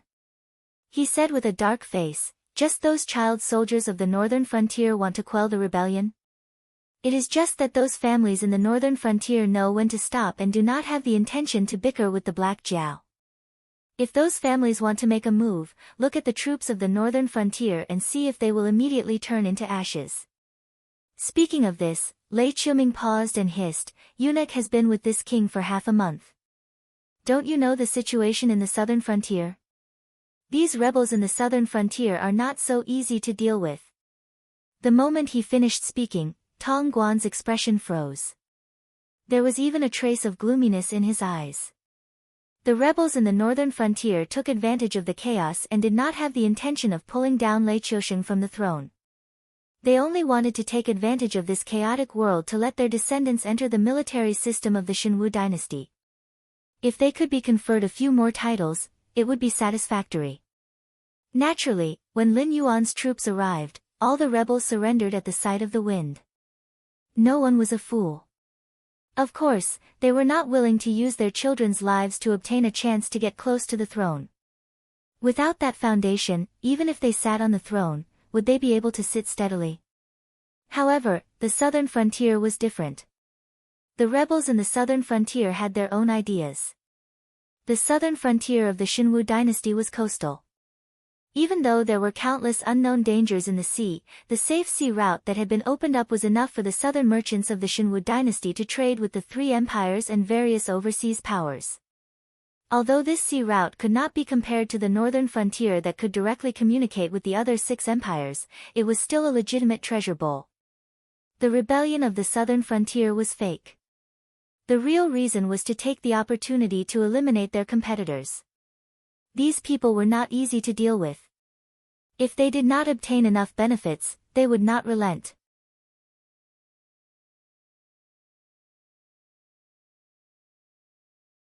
Chapter 435. Azure Cape King, aren't you exaggerating a bit? Tong Guan narrowed his eyes, took a deep breath, and said, although the southern aristocratic families are more troublesome than the northern ones, they don't have the guts to go against His Majesty. If Azure Cape King thinks that you can use the southern rebel army to advance your position in the imperial court, or even to raise bandits in Azure Cape, then you are gravely mistaken. Speaking up to this point, Tong Guan raised his hand towards the upper left side, cupped his fist towards the air, and said in a high-pitched voice, "A while ago, the envoys from the Blue River Empire and the Frost Mirror Empire came to our Shinwu royal capital, and asked His Majesty to give them the territories and people they had conquered. They also asked His Majesty to select a few princesses, Infanta, and a group of beautiful young girls to be sent to their empires." Cold sweat began to appear on Lei Qiuming's forehead. He and Lei Qiusheng were blood brothers. Ever since they were young, he had never seen through his temperamental brother. No matter how much advantage you had in your hands, as long as you wanted to use these advantages to pressure him and slowly suck his marrow, then even if his brother was beaten to a pulp, he would still bite off a piece of flesh from you. The Azure River and Frost Mirror empires didn't have the absolute advantage, but their armies could be said to be invincible. Although their armies could resist the attacks of the two empires, their own defensive lines were also moving back day by day. If this continued, more and more Shinwu dynasty's territories would fall, and the demands of the two empires would become more and more excessive. Even this couldn't make Lei Qiusheng bow his head, let alone the southern rebels who were nothing in Lei Qiusheng's eyes. "Eunuch, you can't say it like that." Lei Qiuming sighed and said, "This king controls the southern army like holding a piece of fat meat in his hand. No matter how you look at it, there will always be a little oil on it. That's why this king's army is well equipped and has plenty of provisions. However, have you ever thought about the fact that the other 13 rebel armies also have millions of soldiers? The various aristocratic families naturally have plenty of provisions, but where did their equipment come from?" As his voice fell, Tong Guan's face suddenly turned deathly pale. This was a deadly question. These rebels claimed that their equipment was obtained from raiding the city's armory, but these words could only deceive the common people. Although the south was close to the territory of the dragon clan of the Four Seas, the sea monsters were not interested in land and would rarely come ashore to harass them. Therefore, although there were troops stationed in the south, there were not many of them. This was also the reason why the south fell almost instantly when the Dragon Palace of the Four Seas rebelled. How many weapons and armors could there be in the armory when there weren't even many garrisons? If it were just a few million people who were fully equipped and had an abundance of rations, it would still be understandable. But those nobles in the imperial capital naturally wouldn't choose just one company to bet on. With Lin Yuan's example, everyone wanted to monopolize the profits from the sea route. This was why the tens of millions of rebels in the south looked no different from a regular army at first glance. If Lei Qiusheng wanted to pursue this matter, heads would roll in the imperial capital. Even the generals in charge of military supplies in the Heavenly Inspire army would not be able to escape responsibility. The first to lose their heads would be them. Once his nephew in the Heavenly Inspire army died, there was no way Grand Secretary Xia would let a small eunuch like him off. If the Azure Cape King insisted on pursuing this matter, who knew how many of those nobles in the imperial capital would be killed? Those who survived might not have the courage to oppose Lei Qiuming, but wouldn't it be easy for them to deal with a little eunuch like him? Seeing Tong Guan's expression change, Lei Qiuming raised his hand to wipe the cold sweat on his forehead. He said in a low voice, "Don't worry, eunuch. This matter is actually easy to explain. As long as eunuch can produce evidence and push the blame of the equipment and rations to those evil cultists in the south, it will be fine. When the time comes, those nobles in the imperial capital will cheer for eunuch. Even if His Majesty wants to pursue this matter, he won't be able to use his own people as an example. Furthermore, eunuch can use this matter to form a good relationship with the nobles in the imperial capital. Won't you be able to do whatever you want in the future?" Hearing this, Tongguan's 6 gods, who were about to lose their master, immediately returned to their positions. He looked at Lei Qiuming with a face full of hope. Seeing that the big fish had taken the bait, Lei Qiuming sneered in his heart. However, on the surface, he sighed softly and changed the topic. But no one knows whether or not the evil cultists participated in this matter. Their actions are also secretive. Before their identities are exposed, no one knows who is related to the evil cultists. Or perhaps they themselves are evil cultists. Even this king, a vassal of the south, doesn't have much confidence in finding these evil cultists. Eunuch, can you find evidence? As his voice fell, the hope on Tongguan's face slowly disappeared and was replaced by a cold smile. To be able to take on the same mission as Zhang Xiu, Tongguan's ability and loyalty weren't inferior to Zhang Xiu's. Otherwise, Lei Qiushen wouldn't have let him persuade his own brother, who was the first to rebel, to submit to the imperial court. In the beginning, after being tricked by Lei Qiuming, Tongguan was only slightly flustered. After all, he was only a eunuch. Whether he could accomplish anything depended on whether the emperor trusted them or not. If the crowd was agitated and the surviving nobles accused him of being a treacherous eunuch, even if Lei Qiushen knew that these nobles were taking revenge, he would still be happy to hand him over to appease the crowd's anger. His mission was originally to negotiate with King Qingpeng, but after a few words from King Qingpeng, he already felt that he was standing beside an abyss. If he wasn't careful, he would directly fall in and end up with his body smashed to pieces. But when Lei Qiuming continued speaking, Tongguan realized that from the beginning, Lei Qiuming had never thought of helping him push the blame on the evil cult. This matter was just a matter of responsibility. It was also a territory that Lei Qiuming held in his hands to fight for benefits for himself. With him, the King Qingpeng, who controlled the southern military and politics, not to mention that the evil cult wouldn't be honest, even if they really didn't participate in this matter, he could still think of a way to pin the blame on the evil cult. If this matter was done well, heads would roll from the imperial capital to heads rolling in the south.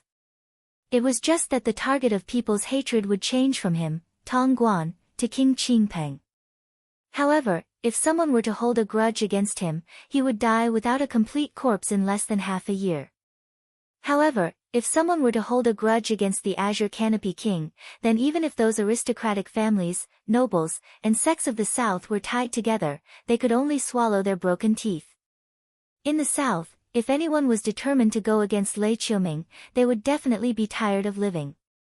With a wave of his hand, hundreds of thousands of regular soldiers would submit to him. Among the various tribes in the south, Lei Qiusheng's prestige wasn't as high as Lei Qiuming's.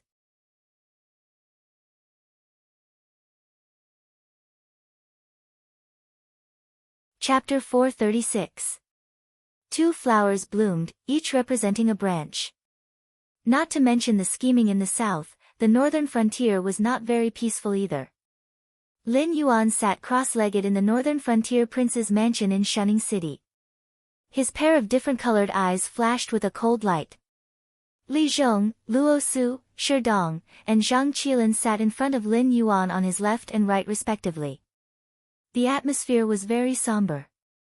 Lord Dragon King, this matter is definitely not as simple as it looks. The land clearance has been pushed to the end. Even if the various aristocratic families are unwilling, they should know what is the general trend. For them to jump out at this time, either their brains are damaged, or there is a powerful force behind them. Li Zhong was the first to speak and break the silence, but his eyes fell on Shi Dong.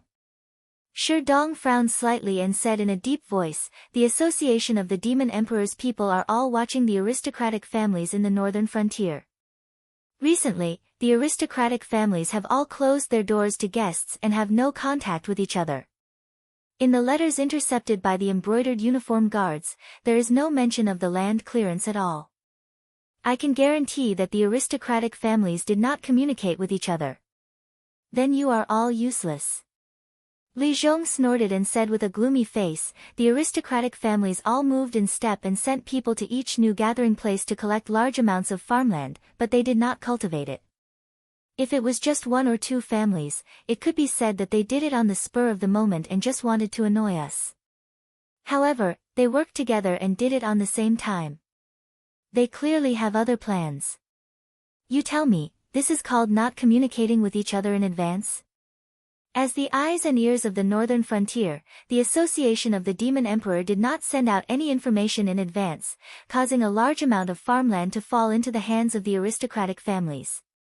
Furthermore, the contracts signed were all for more than 5 years. Now that these aristocratic families did not cultivate it, it seemed to annoy them. However, if they did not hand over the food and phase, it was equivalent to giving Lin Yuan a chance to make a move on them. The aristocratic families in the northern frontier would not be so stupid. They wouldn't just occupy these lands and not cultivate them. When the harvest season came, they would transfer the resources from their own private storehouses to the storehouses of the various settlements on the northern frontier. If that was the case, why would the noble families do something that harmed others without benefiting themselves? Do you think they're really going to transfer supplies from their own storehouse to us? Zhang Qilin reached out and touched his chin. A cold light flashed in his eyes. He said in a cold voice, "How much land do they occupy? If they don't cultivate it, they won't get any harvest. They can't give it to us in proportion. They can only pay taxes strictly according to the standards set by Mr. Li before. I'm wondering if there's a problem with what they're going to hand in." "That's not impossible." Luo Su nodded slightly and said in a low voice, "There are field patrols everywhere. If they farm normally, they have to hand over our share after the harvest. This way, they won't have the chance to do anything." Shi Dong shrugged his shoulders and smiled helplessly. "What's the point of that? Even if they hand in some shoddy old grain, it has to be something that people can eat. Year after year, it's still a huge expense. Even if the noble families on the northern frontier are rich, they won't do something like this just to disgust us, right? Aren't they afraid that we'll settle accounts later? What if it's not old grain, but problematic grain?" Luo Su tapped his fingers on the armrest of the chair and sneered. "If the noble families on the northern frontier want to survive under the anger of the people, they have to rely on our protection. If they disgust us, we don't even need to deal with them. We only need to remove the ban and let the people vent their anger. They won't have any way to survive. Disgust us won't do them any good." "You mean?" Li Zhong suddenly stood up. A thin layer of cold sweat even seeped out of his white forehead. He asked, "Plague grain?" As soon as he said that, everyone's faces were filled with fear. Plague grain was a hidden danger that had appeared in every dynasty. It was a common method used by evil cultists. People who ate such grain would quickly contract a strange disease that no medicine could cure.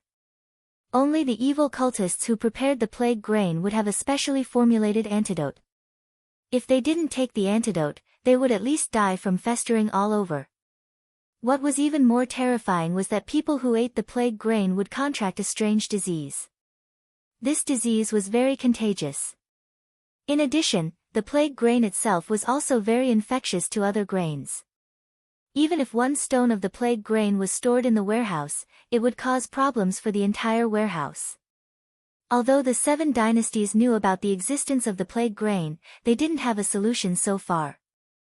They could only strictly inspect the grain stored in the warehouse. Moreover, after the plague grain problem broke out, the dynasties didn't dare to publicize it.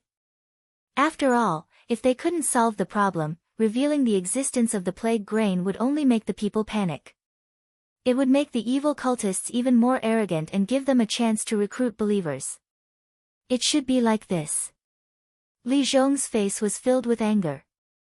He growled, "The aristocratic families are like this.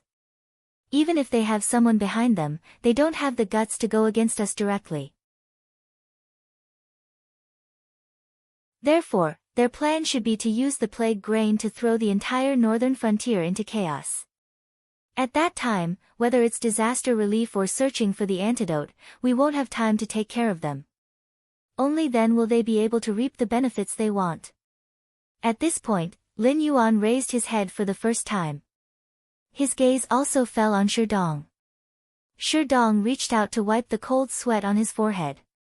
He said, "Everyone, please calm down. The so-called crisis and plague grain are just your own imagination. Without concrete evidence, what can you do to the aristocratic families? If there is no such thing, how will you deal with it? Have you considered all these?" "Ha!" Luo Su sneered and stood up from his chair. He waved his hand lightly and said coldly, "I don't do things based on evidence. When I go back, I'll capture a few of the aristocratic family's higher-ups and torture them. Even if they have 1,000 or 10,000 schemes, they'll have to spit it out." Sherdong also stood up from his chair. He looked at Luo Su, who was smiling coldly, like an angry beast. "Vice President Shi, what can I do for you?" Looking at the angry Sherdong, the corners of Luo Su's mouth curled up slightly. His originally bandaged face smiled even more ferociously. "Now, 80% of the officials in the northern frontier are from aristocratic families. It'll be good if you can get something out of them. If you can't, how will this matter end? Have you thought about it?" Sherdong slammed the table beside him and roared, "The entire northern frontier's administrative structure is paralyzed. Will you be responsible for it?"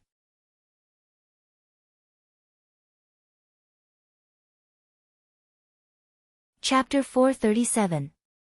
What is your Demon Emperor Association doing? Luo Su maintained a ferocious smile on his face and said coldly, "Didn't you claim to be the eyes and ears of the northern frontier? Now the aristocratic families of the northern frontier are colluding with each other. It's obvious that they are plotting something against us. First you say that you have no evidence, then you say that you need to consider. If your association of the Demon Emperor could collect solid evidence, we wouldn't be sitting here wasting time. That's still better than your embroidered uniform guard coming to Xingyu prison." Zhang Qilin frowned and stood up as well. His sharp eyes fell on Luo Su, and his face was as gloomy as water. Back then, there was a lot of information in the association of the Demon Emperor that even Ding Zai and Sherdong didn't know about. It came from a group of spies trained by Lin Yuan. With the establishment of the embroidered uniform guard, most of these excellent spies broke away from the association of the Demon Emperor and made Luo Su the commander-in-chief. They formed a spy agency that could compete with the association of the Demon Emperor. After all, the investigation and arrest powers of the embroidered uniform guard belonged to this government office. Although the association of the Demon Emperor, which existed as the eyes and ears of the northern frontier in the past, was also doing these things, it was only in name. Therefore, when the same task was done by two groups of people, the former could directly get the support of the local government, while the latter needed to rely on their friends in Jianghu to slowly investigate. This was the essential difference. Everyone knew that the so-called mutual supervision between the embroidered uniform guard and the association of the Demon Emperor was deliberately pushed by Lin Yuan to compete with the association of the Demon Emperor and the embroidered uniform guard. He didn't want to let one side dominate. But even if everyone knew about Lin Yuan's plan, they didn't have the guts to say anything to Lin Yuan. The incident of the sect of the Blood Divine was like a loud slap on the face of the association of the Demon Emperor. If similar things happened one or two more times, Lin Yuan might even directly abolish the existence of the association of the Demon Emperor and disperse its members to various government offices. Whether they had a good future or not would depend on their own luck. Whether it was the newly established embroidered uniform guard that was determined to establish its power. Still, the various presidents and vice presidents who did not wish for the Shifter Emperors Association to be disbanded just like that. The two secret service agencies were bracing themselves to confront each other at the northern frontier. Both sides were staring at each other's movements. No one wanted the other side to gain the upper hand. As for why Zhang Qilin spoke, it was entirely because he disliked the embroidered uniform guards led by Luo Su. With Luo Su, a commander-in-chief who would do anything to achieve his goals, the embroidered uniform guards could be said to be extremely deranged. Anyone who was suspicious would be dragged back to the local prison and interrogated by torture. Because some local government officials did not cooperate, the embroidered uniform guards set up private prisons and execution grounds. The entire Yamen was filled with hostility.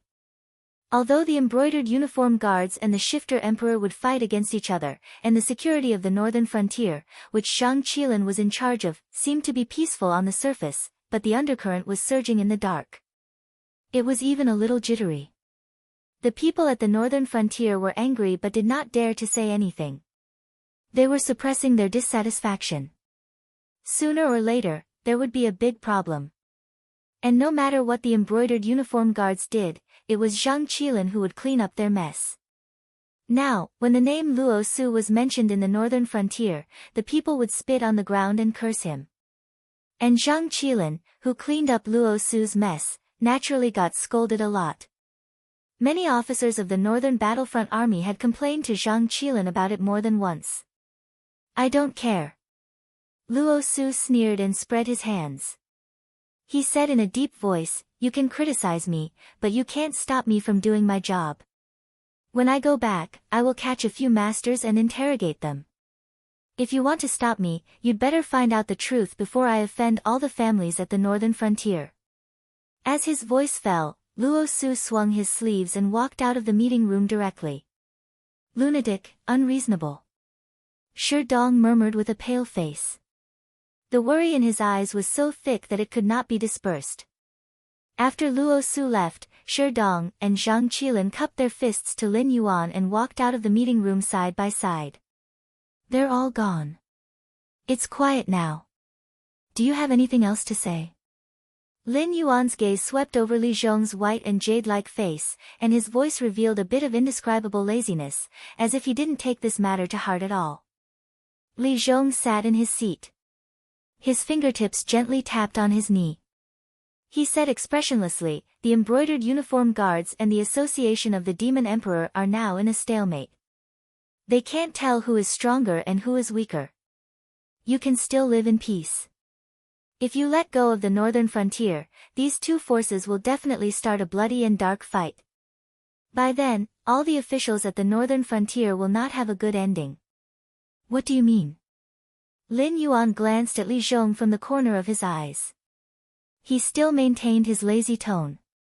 "Separate Shi Dong from the association of the Demon Emperor, which focuses on intelligence.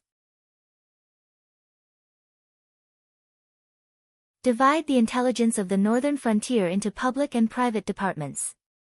The main force of the association of the Demon Emperor will be in charge of public transport. The private information that cannot be shared with outsiders will be jointly handled by Shi Dong and Luo Su.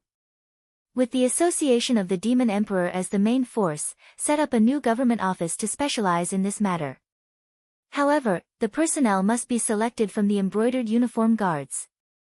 In short, in the future, Shi Dong will take the initiative and Luo Su will do the work. Vice versa. It's true that the two sides check and balance each other, but they have to know who is stronger and who is weaker. If things continue like this, everyone wants to suppress the other. I'm afraid that even they will not have a good ending. Li Zhong took a deep breath. There was a faint look of fear in his eyes. When living creatures roamed the world, no matter what the reason was, they would more or less have some secrets. The embroidered uniform guards and the association of the Demon Emperor were the kind of monsters that left no place to hide their secrets. When two terrifying monsters fought against each other, casually revealing some of their secrets would be enough to consign many people to eternal damnation. Go back and draw up a plan for this matter. Mention it at the next meeting and pass it directly." Lin Yuan yawned. He turned his head and looked straight at Li Zhong. "What do you mean?" Li Zhong suddenly shivered. He looked at Lin Yuan in disbelief. The conferring of the title of King of the Northern Frontier was not just a verbal announcement. One had to spend time and resources to prepare a grand ceremony to announce to the people of the Northern Frontier. Previously, Lei Fan's conferring ceremony had been held together with Lin Yuan's conferring ceremony. Although the scale of Hu Yan's conferring ceremony was not small, but because of Lin Yuan's restrictions, it was actually only limited to Shunning City. But for Li Zhong, the third king of the northern frontier, Lin Yuan was going to delegate his power to him. Naturally, he could not be careless or disrespectful. It was just that before the preparations for the conferring ceremony were completed, Lin Yuan had to show a moderate amount of trust and respect for Li Zhong. As long as it did not involve the fundamental issues of the new policies, even if it was something that Lin Yuan had discussed with Li Zhong, he had to let Li Zhong have some face.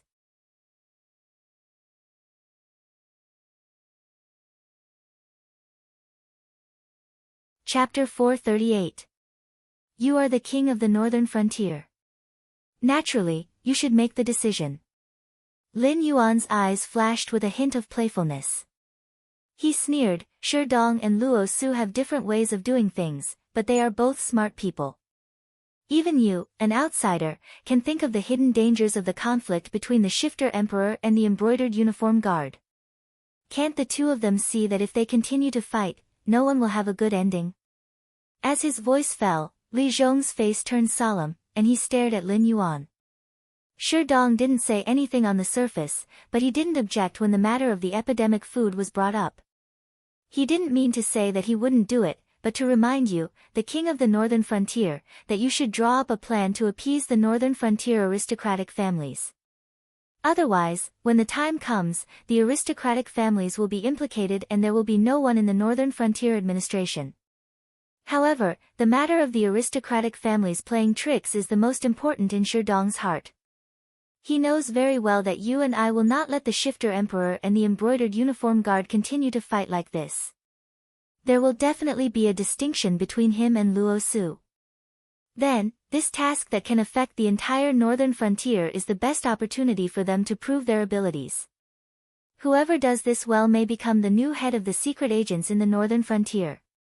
Therefore, Dong said that the aristocratic families didn't make any moves, but after noticing that something was wrong, his people must be investigating this matter. As for Luo Su, I have never seen such a scheming person in my life. If he doesn't work for me, I must get rid of him as soon as possible. In terms of strategy, he is not as good as you. In terms of military strategy, he is not as good as Li Zhongsheng. In terms of governance, he is not as good as Zhang Qilin. Even in terms of investigation and arrest, he is not as good as Dong when he just started. Now, he seems to be unreasonable, ruthless, and unscrupulous in his actions, causing complaints in the northern frontier. Even among his colleagues, he is not liked. But, isn't this just him tarnishing his own reputation? The playfulness in Lin Yuan's eyes deepened. He sneered, Luo Su is cursed because of his way of doing things. Isn't this what he wants? What he wanted to show me was this version of himself. Right now, Luo Su only has the position of governor of the embroidered uniform guard to protect his own safety. It would be easy for me to deal with him. If he doesn't listen, I only need to remove him from his position. In less than 3 days, Luo Su will definitely die a tragic death. The serious expression on Li Zhong's face turned into one of horror, and his eyes even revealed some palpitations. No matter how good Luo Su was at investigating and arresting, he had a thorough grasp of the thoughts of those in power. Luo Su was now living a prestigious life, relying on Lin Yuan's protection.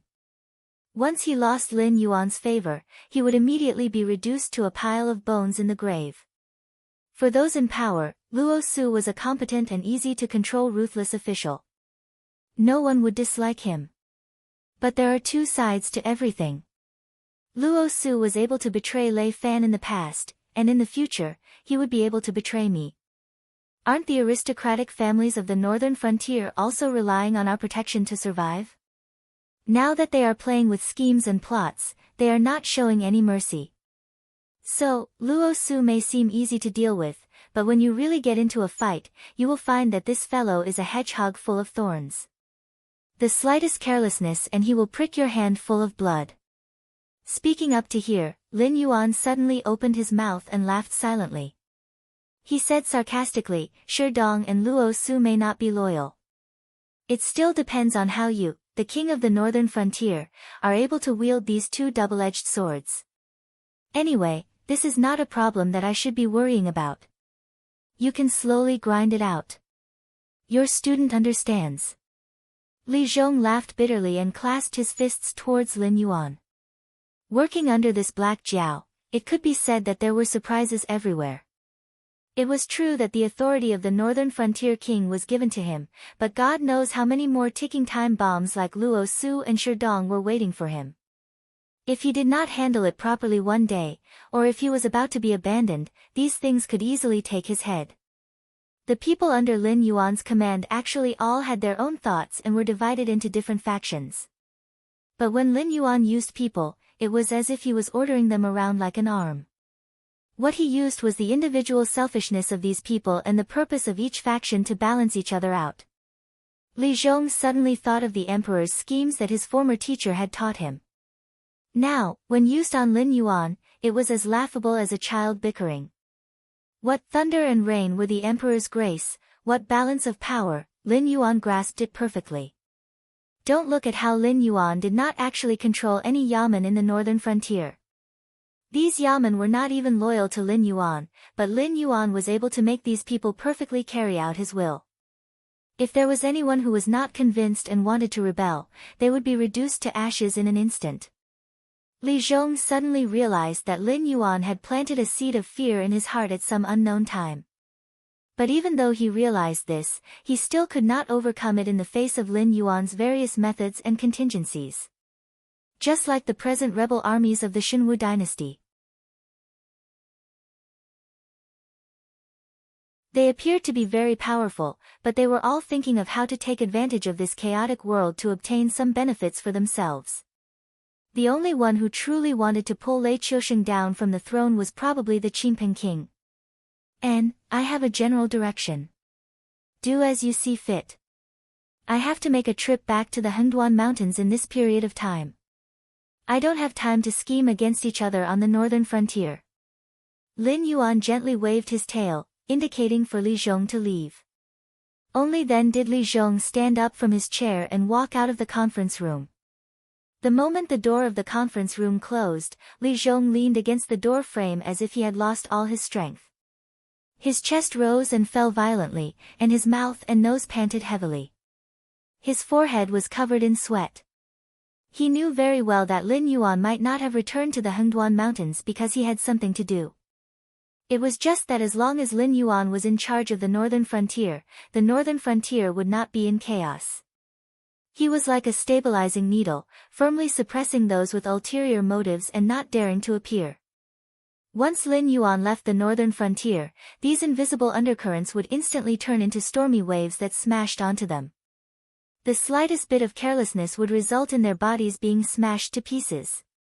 Similarly, Lin Yuan gave them a general direction before leaving.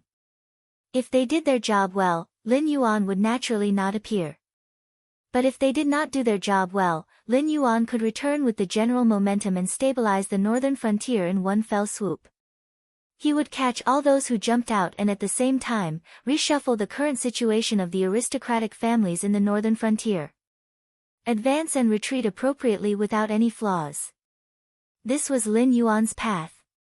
All the reforms and adventures did not fall behind, but all the risks fell on their heads. As long as Lin Yuan still appeared on the northern frontier, it meant that the northern frontier could still be saved, and Lin Yuan would definitely be the victorious party.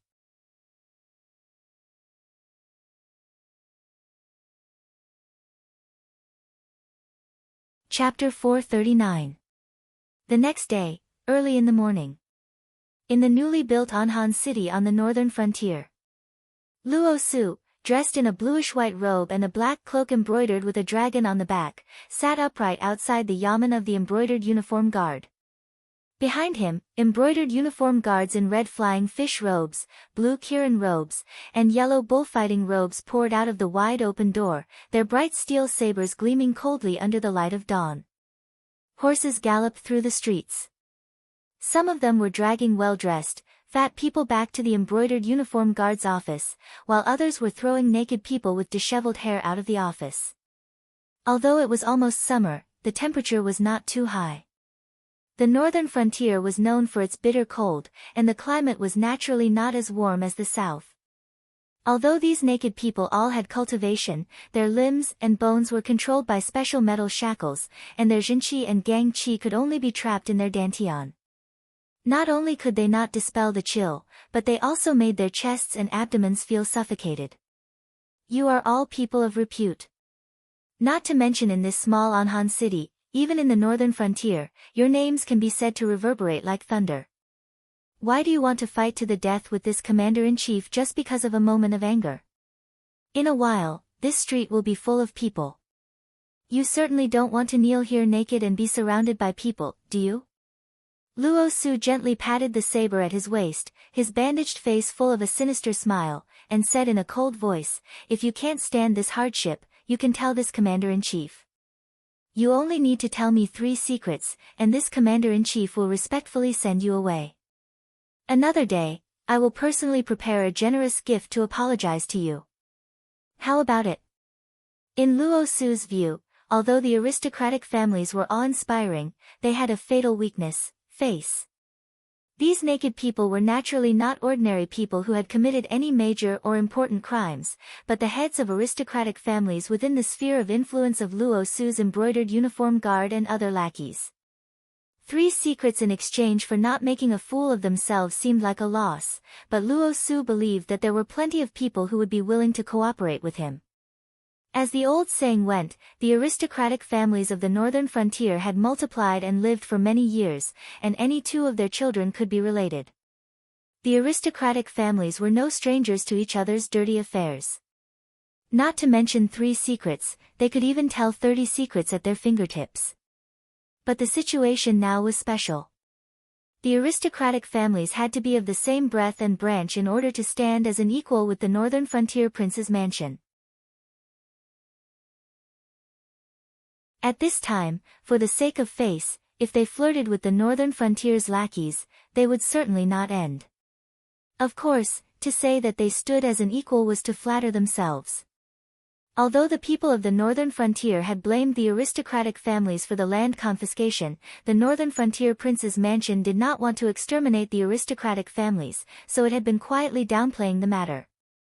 Although the aristocratic families of the northern frontier were still hated by the people, it was not to the extent that they could not even leave the house like before.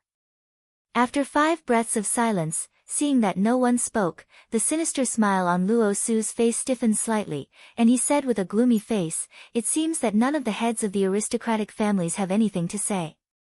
Okay, then we'll see you in the afternoon." As his voice fell, Luo Su stood up from the armchair, turned and walked back into the yamen of the embroidered uniform guard. 2 embroidered uniform guards guarding the door came up to him, one on the left and one on the right. Luo Su glanced at the trembling heads of aristocratic families out of the corner of his eye and ordered in a low voice, "The number of heads of aristocratic families kneeling here is at least 800, if not 1,000. You won't be able to get anything out of them if they are so stiff. After another incense stick of time, if they are still unwilling to tell me the secrets I want to hear, you will separate them and take them to various markets, city gates, commercial streets and other crowded places.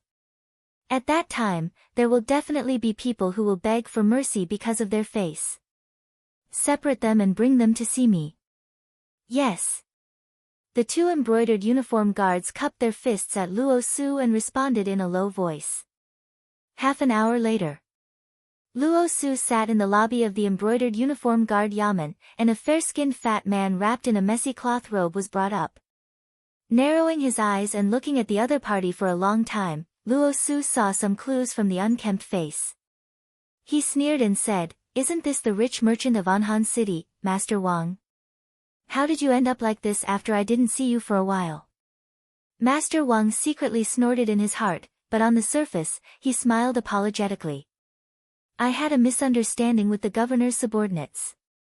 It's okay, it's okay. The governor is now the favorite of the Dragon King. Surely you won't detain us for no reason, right? If this matter were to spread, it would be bad for the governor's reputation. We are businessmen, and we don't do things that harm others without benefiting ourselves. The governor should speak frankly. What do you want to know?" The heads of aristocratic families were all prideful.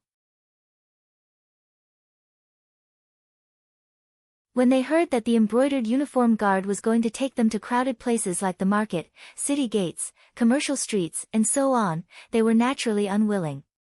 Although it was shameful to kneel in front of the embroidered uniform guard yamen, due to Luo Su's usual violent style, not to mention the embroidered uniform guard yamen, even the entire street was filled with embroidered uniform guard cavalry or secret agents. There were not many people who dared to join in the fun. But if they were to kneel naked in the middle of a busy street, it was a different matter. At that time, the heads of the aristocratic families held their breaths and wanted to make a move. However, their cultivation and limbs were restricted, so how could they fight against the fiendish embroidered uniform guards? Many of the heads of the aristocratic families who rose up to resist were beaten up. Among them, after being beaten up, there were many who suddenly understood that Luo Su had made such a big move. It was definitely not just to scare them. If they did not take some goods from them, they would only lose face today. Tomorrow, they might lose some parts of their bodies. Therefore, Master Wang quickly adjusted his mentality and put on the face of a businessman. He understood that he just wanted benefits. Luo Su blew the tea in the cup and said expressionlessly, "Didn't I say? Each of you will tell me 3 secrets. What you want to tell me, doesn't it all depend on what you want to say? What do you mean by what I want to hear?" The smile on Master Wang's face froze. He carefully probed, then. "Commander, can I go home directly after I tell you 3 secrets?" Luo Su definitely did not have any good intentions. He had made up his mind. Once he got out of the embroidered uniform guard yamen, he would immediately contact the sons of aristocratic families all over the northern frontier. They would jointly go to the northern frontier prince's mansion to complain. Even if there was no result, he had to make a big deal out of it. At least, he had to let himself exist in the eyes of the public. He could not let Luo Su quietly capture him like today, or send a few secret agents to directly take his life. This move could also guarantee his position and show that he did not betray the aristocratic families of the northern frontier. He had just escaped from the tiger's mouth and was thinking of ways to rescue these old brothers who were still suffering.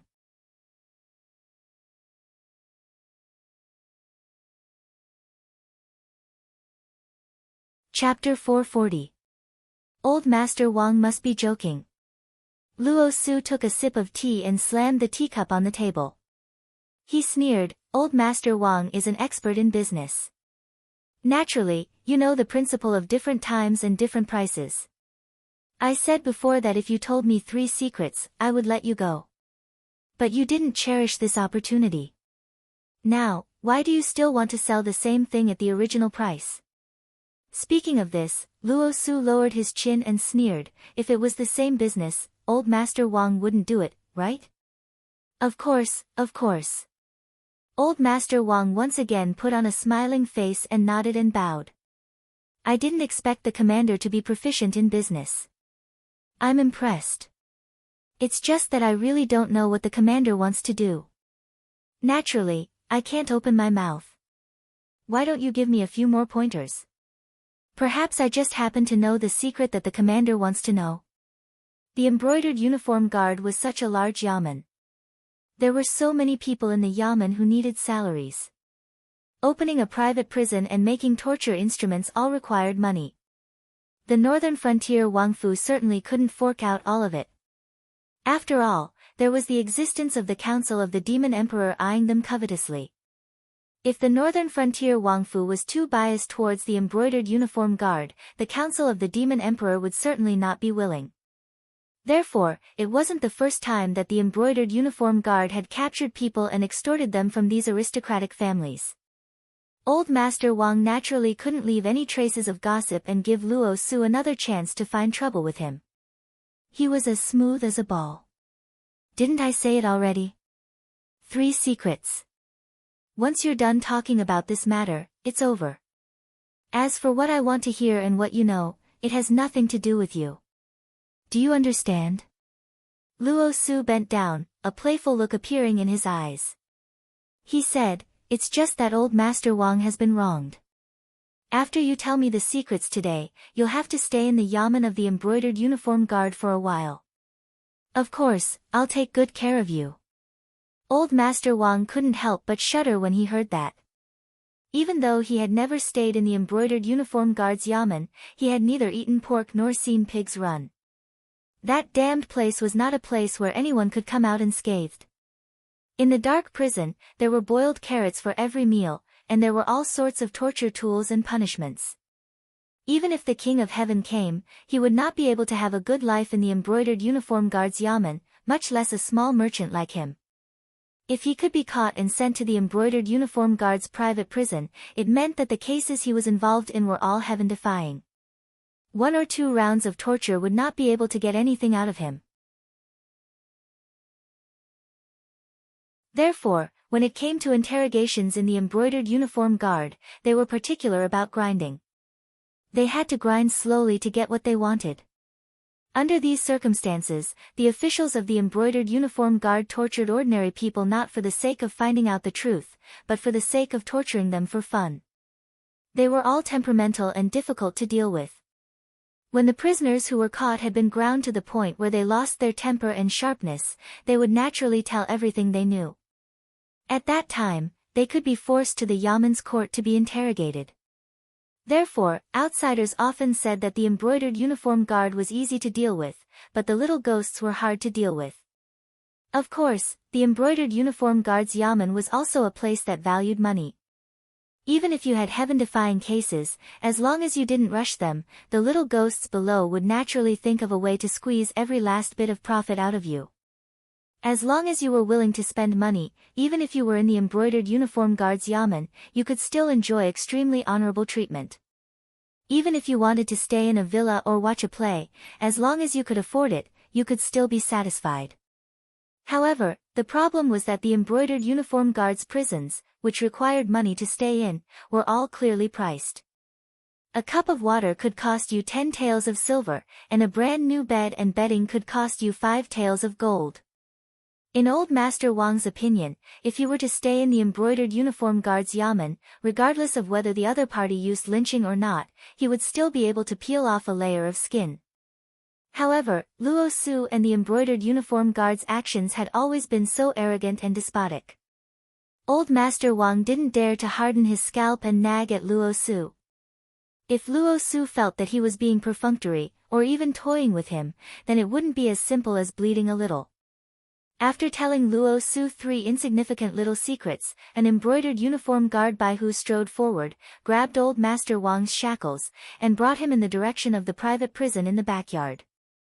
At this time, another aristocratic family head was also led into the hall by an embroidered uniform guard, and just so saw Old Master Wang's back as he left. Pang! This time, Luo Su no longer had the insignificant attitude from before. Suddenly, he slammed his palm on the table beside him, instantly shattering the rosewood table into fine powder. Walking down the hall, he quickly walked in front of the aristocratic family head and kicked him in the stomach. With a cold face, he said, "You guys are really bold.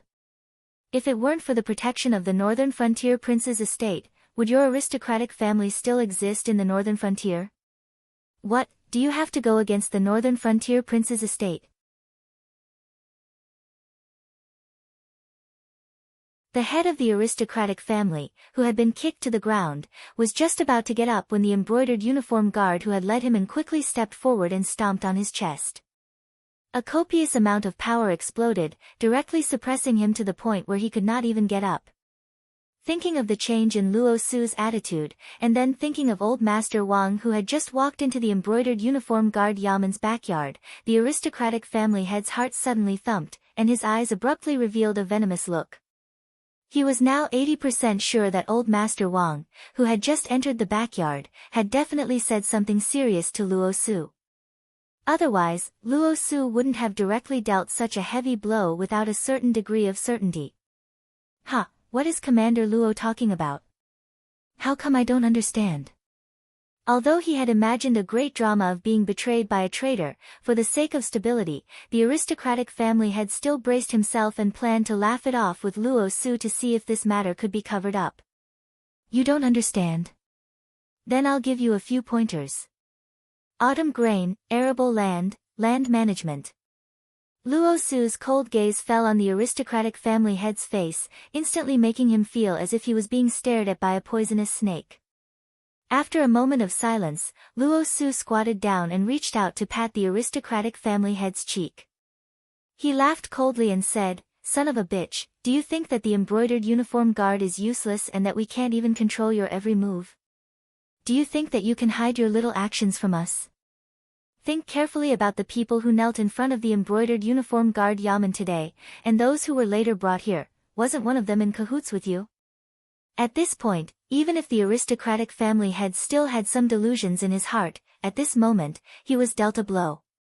His last line of psychological defense collapsed, and only then did the aristocratic family head kneel in front of Luo Su with tears and snot running down his face.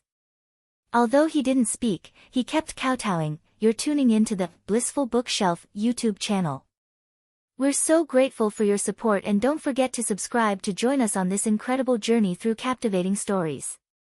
Your generosity through donations truly makes a world of difference, as it's the primary source of revenue that allows me to expand and enhance this channel for you. Thank you from the bottom of my heart for being a part of this adventure.